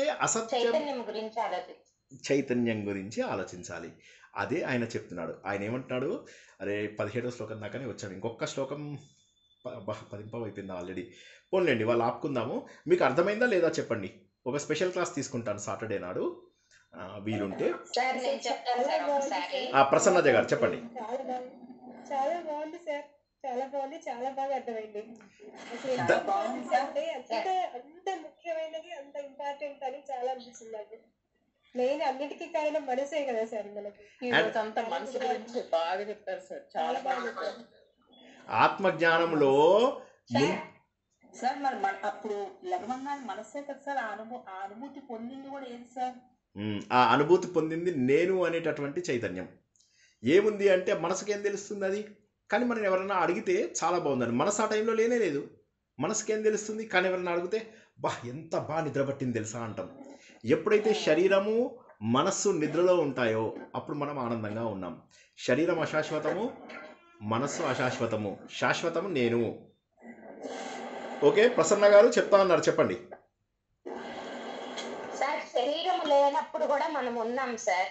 మనసు లేదు సార్, బుద్ధి లేదు సార్, ఏమి ప్రాణం లేనప్పుడు కూడా మనం ఉన్నాం సార్. నేను ఉన్నాను అనేదే నిజం సార్, మిగిలినవన్నీ అబద్ధం సార్. మనసు అసత్యము, నా చెయ్యి అసత్యము, కాలు అసత్యం, శరీరం అసత్యము, మనస్సు అసత్యం సార్. మనస్సు అనేది అసలు లేదు సార్, చైతన్యం మాత్రమే ఉంది, దాన్ని గుర్తించమని చెప్తున్నారు సార్. ఇక్కడ నేను అనేది కూడా లేదు మాధురి గారు, మన చైతన్యం అనేది ఉంది. ఇక్కడ మీరు నేను అని అంటున్నారు కదా. చైతన్యము నా స్వరూపంలో ఉంది. ప్రస్తుతానికి ఇక్కడ ఐ అనుకుందాం, ఈ ఐ అనే దాన్ని చైతన్యం అనుకుందాం. ప్రస్తుతానికి ఐ అనేది ఏదైతే పెట్టుకున్నామో దాన్ని చైతన్యం అనుకుందాం ప్రస్తుతానికి. ఎందుకంటే నాలో చైతన్యం ఉంది కాబట్టి నేను ఆ చైతన్యాన్ని స్వీకరిస్తున్నాను, కాబట్టి మళ్ళీ పొద్దున లేస్తున్నాను. కాబట్టి నా లోపల ఉంది చైతన్యం, ఏదో చైతన్యం ఉంది నా లోపల. నా కారణ శరీరానికి తగులుతూ ఏదో చైతన్యం ఉంది. నా లోపల ఒక కారణ శరీరం ఉంటుంది, ఒక బీజం ఉంటుంది. ఆ విత్తనము ఇలా పట్టుకుంది, ఎలక్ట్రిసిటీని పట్టుకోగానే నాకుంది. అది పట్టుకునే ఉన్నాను. మనస్సు లేదు, బుద్ధి లేదు, శరీరం ఏం లేదు. కానీ ఇది వదిలేశానంటే చైతన్యం లేదు. అది వదిలేస్తాం ఎప్పుడు? మనం శరీరాన్ని వదిలేసినప్పుడు. కానీ కారణ శరీరం ఏదైతే ఉంటుందో ఆ కారణ శరీరం కొనసాగి ఏం చేస్తుంది? మళ్ళీ మన ప్రారంధం ద్వారా మళ్ళీ వెళ్ళి చైతన్యాన్ని పట్టుకుంటుంది. ఉదాహరణకి నా సెల్ ఫోన్ ఉంది, సెల్ ఫోన్ని నేను ఎలక్ట్రిసిటీకి కనెక్ట్ చేయలేదు అనుకోండి, కనెక్ట్ చేసినంత వరకు ఉంది, అది కనెక్షన్ ఒకసారి పీకేశాను అంటే పోయింది. సో అదేవిధంగా మన కారణ శరీరం అనేది ఏదైతే ఉందో అదేం చేస్తుందంటే ఎక్కడెక్కడ చైతన్యం ఉందో అది పట్టుకుందంటే దాంట్లో శక్తి వస్తుంది, వదిలేసిందంటే పోతుంది. సో కాబట్టి మన కారణ శరీరం ఏదైతే మన ప్రారబ్ధాలు, మనం చేసినటువంటి పాత జన్మల పాపాలు, పుణ్యాలు, వాసనలు, సంస్కారాలు ఎప్పుడూ చెబుతూ ఉంటాను, జ్ఞాపకం ఉందా? నవ్వుతూ చేసిన పాపాలు ఏడుస్తూ అనుభవించాలి. క్రోధంతో, కోపంతో, ఆవేశంతో, తెలిసి తెలియక, గర్వంతో, ఇవన్నిటితో మనం చేసిన ప్రతి పనికి కూడా ఒక ఫలితం అనుభవించాలి. కాబట్టి వీటన్నిటి నుంచి జాగ్రత్తగా ఉండాలి. ఒక్కసారి ఇంకో శ్లోకం చెప్పుకుందామా? 17 శ్లోకాలు అయిపోయి, సరే స్పెషల్ క్లాస్ తీసుకుంటాం, ఎందుకంటే తర్వాత అది ఇంకా కష్టంగా ఉంది. ఈ నేను అనేది లేదు అనే దానికి 18వ శ్లోకం ఆన్సర్ ఇస్తుంది. ఈ 18వ శ్లోకం ఆన్సర్ ఏంటంటే నేను అనే దానికి ఆన్సర్ ఇస్తుంది. సో మనం 22, 23 శ్లోకంకి వచ్చేసరికి 4-5 ఉపనిషత్తులు చదివిన దాంతో సమానం అవుతాం. ఓకేనా? సో మనం చెప్తున్నా కదా, అత్యద్భుతమైన జ్ఞానాన్ని తెలుసుకుంటున్నాం. కొన్నాళ్ళు ఈ దారిలో ఉండండి, పట్టాలెక్కండి. ఈ వేదము ఉపనిషత్తుల్లోకి వెళ్ళేసరికి మీరు అసలు ఆనెస్ట్లీ స్పీకింగ్ అన్ని నిర్లిప్తతో వదిలేసేటటువంటి సమయం వస్తుంది. ఆనందంగా కల్మషం లేకుండా నవ్వేటటువంటి సమయం వస్తుంది. నన్ను నమ్మండి, ప్లీజ్ బిలీవ్ మీ. కేనోపనిషత్తు చదివే వరకు నేను ఎన్ని చదివినా, అప్పటికి నేను ఎన్ని చోట్ల నేర్చుకున్నా కూడా నాకు అసలు జీవితం పైన అవగాహన రాలేదు. ఒకసారి కేనోపనిషత్తు ఎక్కడ తగలాలో అక్కడ తగలగానే అయిపోయింది. సో కాబట్టి ఆ జ్ఞానాన్ని నేను అతి కష్టం మీద రకరకాల ఉదాహరణలలో పెట్టి చెబుతున్నాను. ప్లీజ్ వినండి. మీకు ఆనందం కావాలా వద్దా? కావాలి. అత్యంత ఆనందం కావాలా? ఎస్. చాలా ఆనందం కావాలా? ఎస్. అయితే ఈ జ్ఞానాన్ని మనము సద్వినియోగం చేసుకుందాం. ఇవాళ తెలిసింది ఏంటంటే, అనవసరమైన విషయాల నుంచి దృశ్యంతో ఉన్నటువంటి విషయాలు ఏవైతే ఉన్నాయో మనకు, వాటన్నింటి నుంచి మనని కాస్త దూరం తెచ్చుకున్నట్లయితే సరిపోతుంది అనే విషయాన్ని తెలుసుకుని, ఇందులోపల ఏం తెలుసుకున్నావు? దానివల్ల మెమొరీ అనేది ప్రింట్ అవుతుంది. ఇగ్నోర్ చేస్తే మెమొరీలు ప్రింట్ అవ్వవు. రోడ్డు మీద వెళ్తున్న ప్రతి విషయాన్ని ఎందుకు గుర్తుంచుకోవడం లేదు? అదేవిధంగా టీవీ చూస్తున్నప్పుడు వంటింట్లో ఎవరో మనం తిడుతూ కనిపిస్తుంది, అటువైపు పెడతాం, ఏం తిడుతున్నారు అని చెప్పేసి. అప్పుడేమవుతుంది? మనకు ఇక్కడ ఎదురుగా టీవీ ఎక్కువ శబ్దం ఉన్నా అది మనకు వినిపిస్తుంది.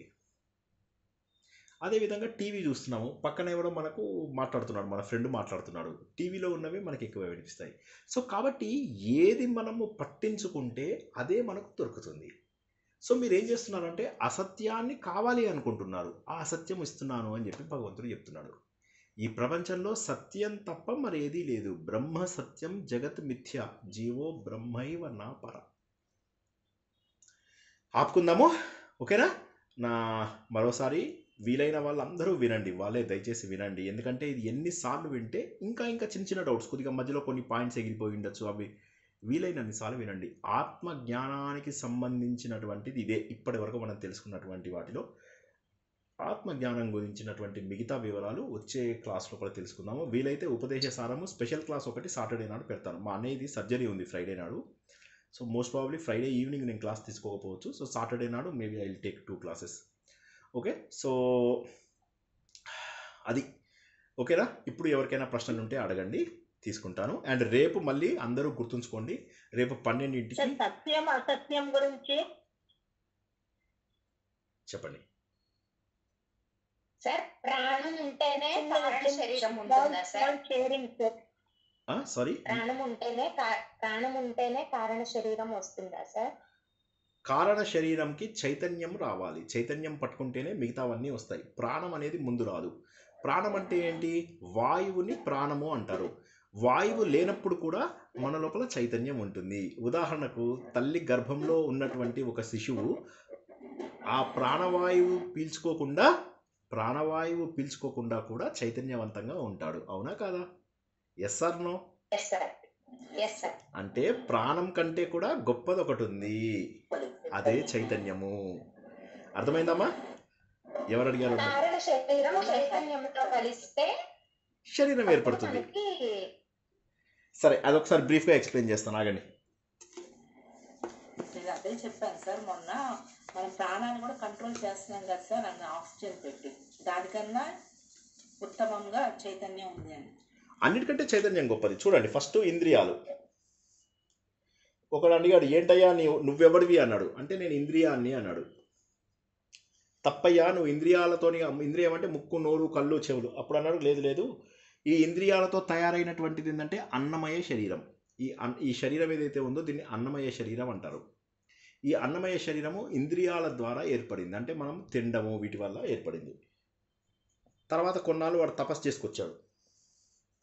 తర్వాత నాడు లేదు, ప్రాణమయ శరీరము.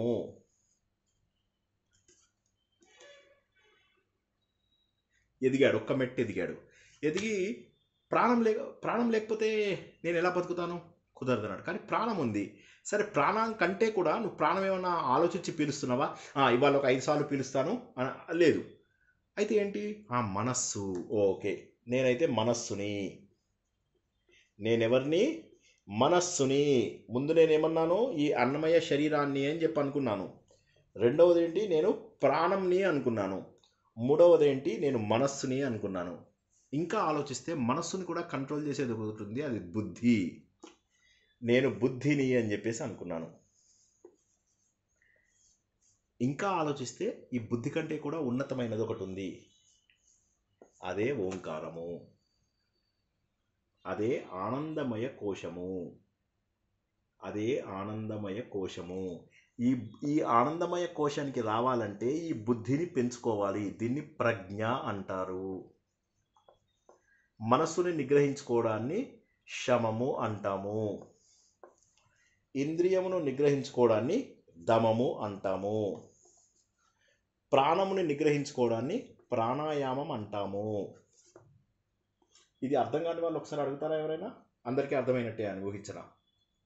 మనం ఏం చేసాము? ఎదుగుతున్నాము, ఒక్కొక్క స్థాయిలో ఎదుగుతున్నాం. ముందు శరీరమే నేను అనుకున్నాం, తర్వాత తీసుకుంటున్నటువంటి వాయువే నేను అనుకున్నాం, తర్వాత నేను మనస్సుని అనుకున్నాను. మనస్సు కంటే గొప్పది బుద్ధి అనుకున్నాం, బుద్ధి కంటే గొప్పది ఆనందమయ శరీరము. అయితే మనం ఆనందమయ శరీరానికి దగ్గరగా ఉన్నది బుద్ధితోటి. కాబట్టి మనం ఏం చేయాలంటే ఈ బుద్ధిని వికసింప చెయ్యాలి. ఈ బుద్ధిని వికసింప చేసుకోవడాన్ని ప్రజ్ఞ అంటారు అని చెప్పి తెలుసుకుందాం. ఓకే, ఇది ఇంతవరకు అర్థం చేసుకోండి చాలు. మన కారణ శరీరం ఏదైతే ఉందో అది కారణ శరీరము ఈ 4 కానటువంటి ఒక ఆనందమయమైనటువంటి శరీరం. ఈ ఆనందమయమైనటువంటి శరీరం ఏదైతే ఉందో అది ఎప్పుడైతే ఆ చైతన్యాన్ని పట్టుకుంటుందో, అంటే మన సంస్కారాలు, వాసనలు, సంస్కారాలు, ప్రారబ్ధంతో కూడినటువంటి చైతన్యం లేని ఒక వస్తువు ఏదైతే ఉందో అది చైతన్యంని పట్టుకున్నప్పుడు, ఉదాహరణకి నా మొబైల్ లోపల ఉన్నటువంటి SD కార్డు, అందులోపల అన్నీ ఉన్నాయి. ఈ SD కార్డుని తీసుకెళ్ళి కొత్త సెల్ ఫోన్లో పెట్టినప్పుడు కొత్త సెల్ ఫోన్లో నా పాత దాంట్లో ఉన్నవన్నీ ట్రాన్స్ఫర్ అవుతాయి. అదేవిధంగా ఈ శరీరంలో నేను ఒక SD కార్డును మాత్రమే. కారణ శరీరం అనేది నా SD కార్డు. కానీ ఎలక్ట్రిసిటీ రావాలి. కొత్త శరీరంకి ఎలక్ట్రిసిటీ, కొత్త సెల్ ఫోన్కి పవర్ పాయింట్.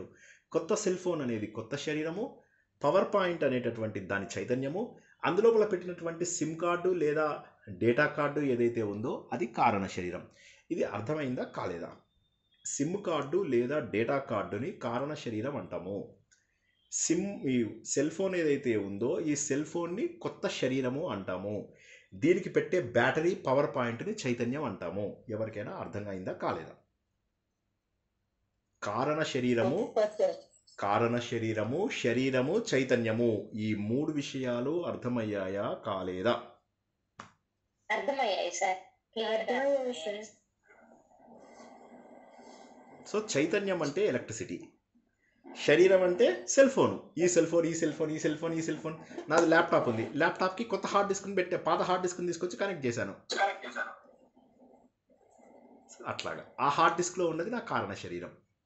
సో నేను కారణ శరీరంగా మిగిలిపోతాను. కారణ శరీరంని విత్తనము అంటారు. విత్తనం అంటే బీజము. బీజం లోపల అన్నీ ఉన్నాయి, కానీ దానికి కావాల్సిన చైతన్యం లేదు. బీజంని మనం మట్టిలో వేసినప్పుడే అది చెట్టుగా ఎదుగుతుంది. అందుకే క్షేత్రం అంటే తల్లి క్షేత్రము. ఆ క్షేత్రంలో మనము ప్రవేశించిన తర్వాత మనం ఒక చెట్టులాగా ఎదుగుతాము.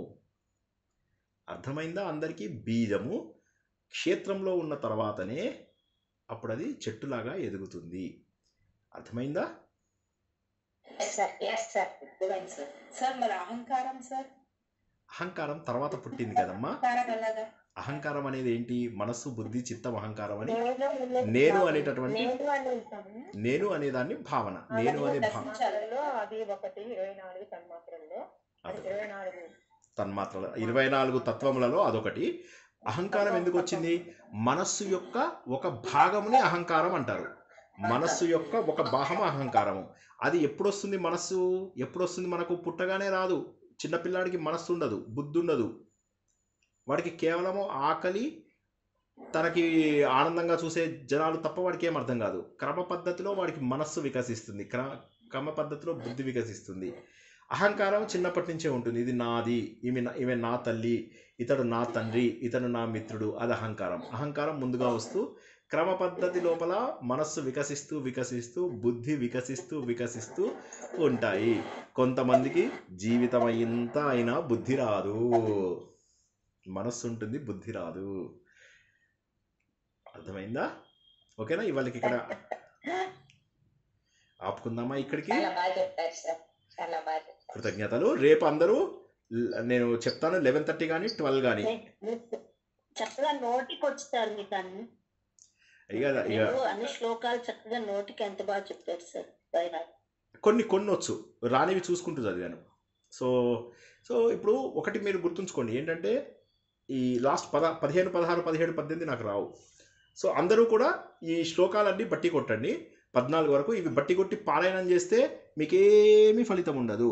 పారాయణం చేస్తే పెళ్లి కాని వాళ్ళకి పెళ్ళి అవుతుంది, పెళ్ళైన వాళ్ళకి మళ్ళీ పెళ్ళి అవుతుంది, జరగదు. ఏం లేదు, మీకు అర్థం చేసుకుంటేనే వస్తుంది. బ్రెయిన్కు పని పెడితేనే ఇది. ఎందుకు బ్రెయిన్కి పట్టు పెట్టాలి? కళ్ళు మూసుకొని జస్ట్ ఇమాజిన్, కర్తృరాజ్ఞయా కార్యం తమం, ఇలా చదువుకుంటుంటే ఎంత ఆనందంగా ఉంటుంది. కర్మ కింపరం కర్మ తజ్జడం కృతి మహోదరౌ పతన కారణం ఫలమశాశ్వతం గతి నిరోధకం ఈశ్వరార్పణం నేచయామనం. ఎంత బ్యూటిఫుల్గా ఉంది. చదువుకుంటూ ఉంటే తెలుస్తుంది మీకు, అరే నిజమే కదా. దశశ్లోకి ఉంది. దశశ్లోకి నేను ఈ రోజు వరకు కరెక్ట్గా ఒక్కరోజు చదవలేదు తెలుసా. ఎప్పుడు చదువుతున్నా కూడా చిల్లు పడిపోయేది, గుండెకి చిల్లు పడడం, కళ్ళలోంచి నీళ్ళు వచ్చి. ఒక్కసారైనా నేను నా జీవితంలో దాన్ని యాక్యురేట్గా చదవాలి. ఖచ్చితంగా ఎక్కడో ఒక చోట ఆగిపోతుంది. అదేవిధంగా మన ఆర్ఎస్ఎస్ ఒక పాట ఉంది, నమస్తే సదా వత్సలే. అది చదివినప్పుడు అంతే నాకు. అందుకోసం నన్ను ఎవరైనా నువ్వు ఇవాళ ప్రార్థన చెప్తామంటే నేను చెప్పలేను. ఎందుకంటే అందులో భావం, ఇప్పుడు భావం తెలియని వాడు పాట పాడతాడు. భావం తెలిసిన వాడికి ఎట్లా ఉంది ఆ పాట ఏంటి? నమస్తే సదా వత్సలే మాతృభూమి త్వయా హిందూ భూమే సుఖం వర్ధితోహం మహామంగళే పుణ్యభూమే త్వదర్థే. అసలు అది అత్యద్భుతమైనటువంటి సంస్కృతం. అందులోపల ఏమంటారో తెలుసా, నాకు ప్రపంచంలో ఏ పోరాటమైనా ఎదిరించేటటువంటి శక్తి నా అంతటా నేనే తీసుకున్నటువంటి ఈ కార్యాన్ని సుగమం చెయ్యి. పరం వైభవం నేతుమేతత్ స్వరాజ్యం. అసలు అది చదువుతుంటే గుండెల్లోంచి ఇలా వచ్చేయాలి ఈ కన్నీరు. అప్పుడే ఏంటంటే అర్థమైతేనే ఆనందం. ఇవన్నీ బట్టి కొట్టి పిచ్చి పారాయణాలు, పిచ్చి వేషాలు, పిచ్చి డ్యాన్సులు, ఇవన్నీ మానేయండి, ప్లీజ్ మానేయండి. చేసే ఏదైనా, నేను పారాయణం చేసినా సరే మనస్ఫూర్తిగా చేయండి, భావనతో చేయండి, ప్రపంచాన్ని పట్టించుకోకండి. ఒక రాజు మా సంగీతం అంటే నాలాగా ఇష్టమున్న వాళ్ళని పిలుద్దా రండి అందరికీ బహుమతులు ఇస్తా అంటాడు. అనగానే చాలామంది వస్తారు. చాలామంది రాగానే అందరూ ఇక వాళ్ళు పాటలు పాడుతుంటే ఆహా ఓహో అనడము, డ్యాన్సులు చేసేయడము, సంతోషంతో క్లాప్స్ కొట్టడం, వహ్వా వహ్వా అనడము, ఇవన్నీ జరుగుతూ ఉంటాయి. రాజుకు అర్థం కాదు ఇప్పుడు ఎవరిది దగ్గర సంగీత ప్రియుడు తెలియదు ఆయనకి. అప్పుడు అంటాడు, ఎవడైనా సరే ఈ పాటలకు కనుక ఆహా ఓహో అన్న తలకాయ ఊపినా తలకాయ తెగిపోతుంది అంతే అంటాడు. అందరూ చూప్చాప్ అయిపోతారు. ఒకడు మాత్రం ఇష్టం వచ్చినట్టుగా ఎవడో నాలాగా పిచ్చోడు ఆనందంతో యా అని ఏడుస్తూ చప్పట్లు కొడుతూ నవ్వుతూ ఇవన్నీ చేస్తున్నాడు. రాజు వచ్చి, ఏరా తల మీద నీకు కోరిక లేదా, పోతే నీ తల ఏంటి అంటే, పోతే పోయింది రాజా తల, ఇలాంటి పాటలకు విని నేను స్పందించకపోతే ఈ తల ఉండి ఎంత లేకపోతే ఎంత. అది భావన అంటే. భావన అంటే అది. ఇప్పుడు మనం చేస్తున్నది కోరికల కోసం చేస్తున్నది. మీరు గుర్తుంచుకోండి, మీరు ఇంకొక 40 ఏళ్ళు చేయండి పారాయణ, I swear on anything, I swear, మళ్ళీ గుర్తుంచుకోండి, ఐ స్వియర్, ఏ ఫలితం ఇవ్వదు. నేను ఇంతకంటే నిజం చెప్పలేను. మీకు అబద్ధమైనటువంటి వాటిపైన ఫోకస్ పెట్టి సత్యానికి దూరం అవుతున్నారు. సత్యం ఒక్కటే, భగవంతుడున్నాడు, అన్ని చోట్ల భగవంతుడున్నాడు. ఆ భగవంతుని గుండెల నిండా, హృదయం నిండా గుర్తిస్తూ మనలోని దైవత్వాన్ని పెంచుకుందాం. జై శ్రీరామ్. రేపు మనకు 11:30 కానీ 12 కానీ క్లాస్ ఉంటుంది. అదొక్కటి మాత్రం రేపు అటెండ్ అవ్వండి, ఎందుకంటే 2 క్లాసులు మిస్ అయ్యాం మనము. అండ్ రేపటి క్లాసు టఫ్ ఉంటుంది. పెన్ను పేపర్ తెచ్చుకొని రాసుకుంటూ నేను చెప్పిన లెక్కలు వేయండి. నేను ఎంత అయింది అంటే మీరు చెప్పాలి. అక్కడ నేను టోటల్ చేయడం, ఇక నేనే క్యాలిక్యులేషన్స్ కొట్టుకుని నేనే బోర్డు మీద రాసి కాకుండా మీరందరూ లెక్కలు చేయాలి. రేపు ఏ దశలో ఉన్నాము, ఈ దశ నుంచి ఇన్నో హౌస్ లోపల ఎవరున్నారు, పాపగ్రహాలు ఎక్కడెక్కడ ఉన్నాయి, ఈ లగ్నంలో పుట్టిన వాడికి పాపగ్రహాలేవి, ఈ లగ్నంలో పుట్టిన వాడికి పుణ్యగ్రహాలేవి, ఈ రాశిలో పుట్టినటువంటి వాడికి ఏమేమి ఫలితాలు వస్తాయి, ఈ రాశిలో పుట్టినటువంటి వాడికి పుట్టుకతో ఏ దశలో ఉన్నాడు, దశాశేషం ఎంత, దశభుక్తి ఎంత, అలా మనం అన్నీ తెలుసుకోవడానికి రేపు అద్భుతమైనటువంటి జ్యోతిష్యం క్లాస్ ఉంటుంది. ఇప్పటి నుంచి మనకేంటంటే కంప్లీట్ ప్రాక్టికల్. మీరు ఎవరిదన్నా జ్యోతిష్యం ఒక చార్ట్ వేసేసేయచ్చు, బ్రీఫ్గా మీరు వాళ్ళ హైలైట్స్ కూడా చెప్పచ్చు. రేపటి క్లాసు, నెక్స్ట్ వీక్ వచ్చే క్లాస్, ఈ 2 క్లాసుల్లో మొత్తం దాదాపుగా మీకు ఒక 50-60% మీకు ఓవర్వ్యూ, 100% చూసి తెలిసిపోతుంది, మీకు చూడగానే తెలిసిపోతుంది. ఓకేనా? జై శ్రీకృష్ణ. లాస్ట్ మినిట్కి ఏమన్నా ప్రశ్నలు ఉంటే తీసుకుంటాను. ప్రశ్నలు ఉన్న వాళ్ళు మాత్రమే ఉండండి, మిగతా వాళ్ళు వెళ్ళిపోండి. జై శ్రీకృష్ణ. సార్, రమణ మహర్షికి కూడాను నిద్రపోతే ఎవ్వరు లేపినా, ఎంత లేపినా లేసేవారు కాదట. ఆయన శత్రువులు, ఫ్రెండ్స్, ఆయన మీద కోపం ఉన్న వాళ్ళు రాత్రి వచ్చి ఆయన్ని చిక్కినట్టు కొట్టి ఇంటి నుండి బయట పారేసి అన్ని చేసేవారట. తను తెల్లవారు లేసి మరి ఇంటికి చేరుకునేవారట. ఎవరు ఏం చేసింది ఆయనకి తెలిసేది కాదట సార్. కరెక్ట్ అలాగే ఉండాలి. శరీరం అనేది కాదు అనుకున్నప్పుడు మనకు నొప్పి తెలియదు తెలుసా. ఇప్పుడు నేను ఇంతకుముందు చెప్పిన ఎగ్జాంపులే, ఆ రాయిని మాత్రం కంటే పాట లోపల దశావతారం సినిమాలో అతను ఏమంటాడు, ఈ శరీరాన్ని గనక నేను దేవుణ్ణి గనక ఆలోచిస్తే ఈ శరీరం నాకు గుర్తురాదు, రాయిని మాత్రం కంటే దేవుడు కనరాడు, దేవుని మాత్రం కంటే దేహం కనరాదు. దేవుడున్నాడు అని గుర్తుంచుకున్నట్లయితే ఇది రాయి కాదు ఇది దేవుడు అనుకున్నా అంటే ఇక నాకు ఇక దేహం పైన పనేముంది అంటే అది. అదేవిధంగా మీరు తమిళనాడులో చాలా చోట్ల కూడా శరీరాన్ని చాలా బాధ పెట్టుకుంటూ వెళ్తుంటారు వాళ్ళకి అది బాధ అనిపించదు. అదేవిధంగా అయ్యప్ప స్వాములు వాళ్ళు వీళ్ళు కొండపైకి ఎలా కష్టపడి వెళ్ళిపోతూ ఉంటారు, ఎంత ఆనందంగా వెళ్ళిపోతూ ఉంటారో వాళ్ళకి కష్టం కనిపించదు. దానికి కారణం ఏంటంటే దేవుడున్నాడు అనే ఒక శక్తి ఏదైతే ఉంటుందో అది అత్యంత గొప్పదైనటువంటి శక్తి. ఈ భావన లేకుండా చేసే వాళ్ళతోటే నాకు గొడవ, కానీ భావనతో మీరు ఏం చేసినా ఓకే. భావనతోటి ఇప్పుడు డ్యాన్సులు నాకు పెద్దగా ఇష్టం ఉండవు, కానీ ఆయన చైతన్య మహాప్రభు అలా తన్మయత్వంలో ఉండిపోయేవాడు డ్యాన్స్ చేస్తూ. సో దట్ ఈస్ వేర్ దేవుడు ఉన్నాడు అంటే ఆ భావనలోంచి రావాలి. ఏదో హంగులు, ఆర్భాటాలు, పిచ్చి వేషాలు వీటి లోపల భగవంతుడు రాడు. మనము సత్యానికి దూరం అవుతాం.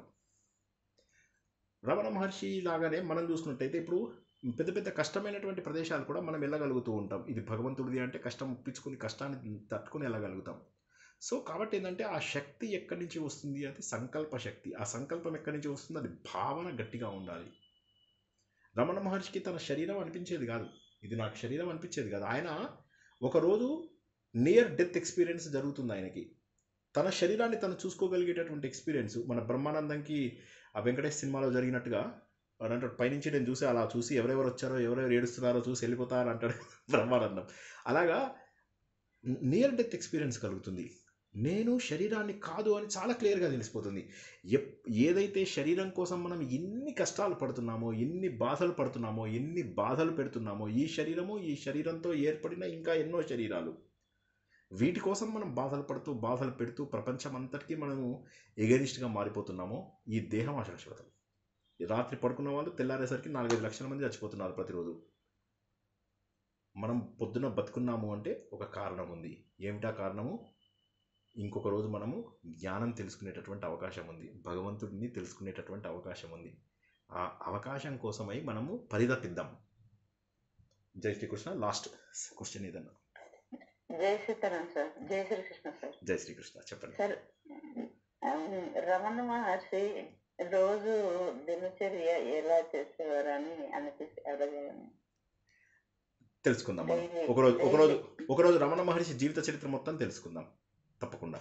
మొత్తం నేను కావాలనే క్లుప్తంగా చెప్పాను, దానికంటే మనకు ఇది ఇంపార్టెంట్ అని. నేను కూడా చూసి చెప్తాను, మొత్తం చెప్తాను, చూసి చెప్తాను. నాకు కూడా మొత్తం తెలియదు, నాకు నోటికి రాదు, చూసి చెప్తాను తప్పకుండా. మీరు అడిగారు కాబట్టి తప్పకుండా చూసి నేను తెలుసుకుని మీకు చెప్తాను. జై శ్రీకృష్ణ. కృతజ్ఞతలు సార్. ప్రణామం. హరి ఓం. ఎందుకంటే ఆయన గురించి చాలా బాగా రాసినటువంటి సూరి నాగమ్మ అని ఆవిడ, ఇవి అసలు రమణాష్టమ లేఖలు అని, అందులో మాత్రమే మనకు చాలా డీటెయిల్స్ ఉన్నాయి. అది చాలా రోజుల కింద చదివాను. మీరు అడిగారు కాబట్టి ఒకసారి తప్పకుండా చూసి దినచర్య అవి కూడా చెప్పుకుందాం. ఇంకెవరికైనా లాస్ట్ మినిట్ క్వశ్చన్స్ ఇవాళ తెలుసుకున్న దాంట్లో? వండర్ఫుల్. అందరూ బుక్ చదవలేదు సార్, నేను అదే బాధ మిస్ అయినాను. వండర్ఫుల్. చాలా సంతోషం మీ అందరికి నచ్చినందుకు. ఇలా ఫోకస్ చేయండి. Best classes sir. Thank you. చాలా బాగుంది sir. Thank you Chaitanya. So wonderful. నేనేమంటున్నానంటే ఇది, thank you so much sir. అయ్యో థ్యాంక్స్ చెప్పాలా? నాకు మీరే శ్రద్ధగా ఉన్నారు, మీ అందరికీ నేనే థ్యాంక్స్ చెప్పాలి. ఇంత శ్రద్ధగా వింటారు అనుకోలేదు. ఈ క్లాస్ కొద్దిగా కష్టమైన క్లాస్ కదా, ఎలా వింటారో అని భయపడ్డాను. ఇష్టం వందే జగద్గురు. ఏం పర్వాలేదు. క్లాస్ వినండి, నేను రికార్డ్ పంపిస్తాను. Half an hour. ఏమ్మా ఆది విష్ణు?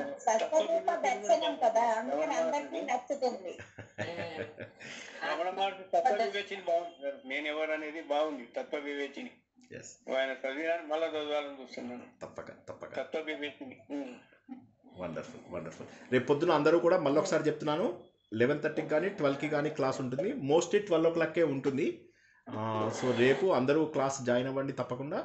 అండ్ రేపు కష్టమైనటువంటి సెషన్ కాబట్టి అందరూ నోట్బుక్ పెన్ను పెట్టుకోండి. రేపు మనం జ్యోతిష్యం లోపల లగ్నము, తర్వాత రాశి చక్రము, వీటి రెండింటి గురించి, లగ్నము దానికి సంబంధించిన గ్రహాలు, రాశులు దానికి సంబంధించినటువంటి దశలు, ఓకే, మహాదశ, అంతర్దశ, విదశ అని ఏవైతే ఉన్నాయో అవి ఎలా క్యాలిక్యులేట్ చేయాలి అనేవి తెలుసుకుందాం. జై శ్రీకృష్ణ. అందరికీ కూడా శుభరాత్రి. అందరూ కూడా ఈ క్లాస్ని ఆలోచిస్తూ పడుకోండి. రికార్డింగ్ పెడతాను, ఎన్నిసార్లు వీలైతే అన్నిసార్లు వినండి, ఓకేనా? జై శ్రీకృష్ణ. అందరికీ కూడా భగవంతుడు ఆ శక్తిని ఇస్తాడని ఆశిస్తూ, ఆత్మతత్వము, స్వస్వరూప సాధన అందరూ చేస్తారని ఆశిస్తూ ఈరోజు ప్రవచనాన్ని ఇక్కడికి ముగించుకుందాం. జై శ్రీకృష్ణ. జై శ్రీకృష్ణ.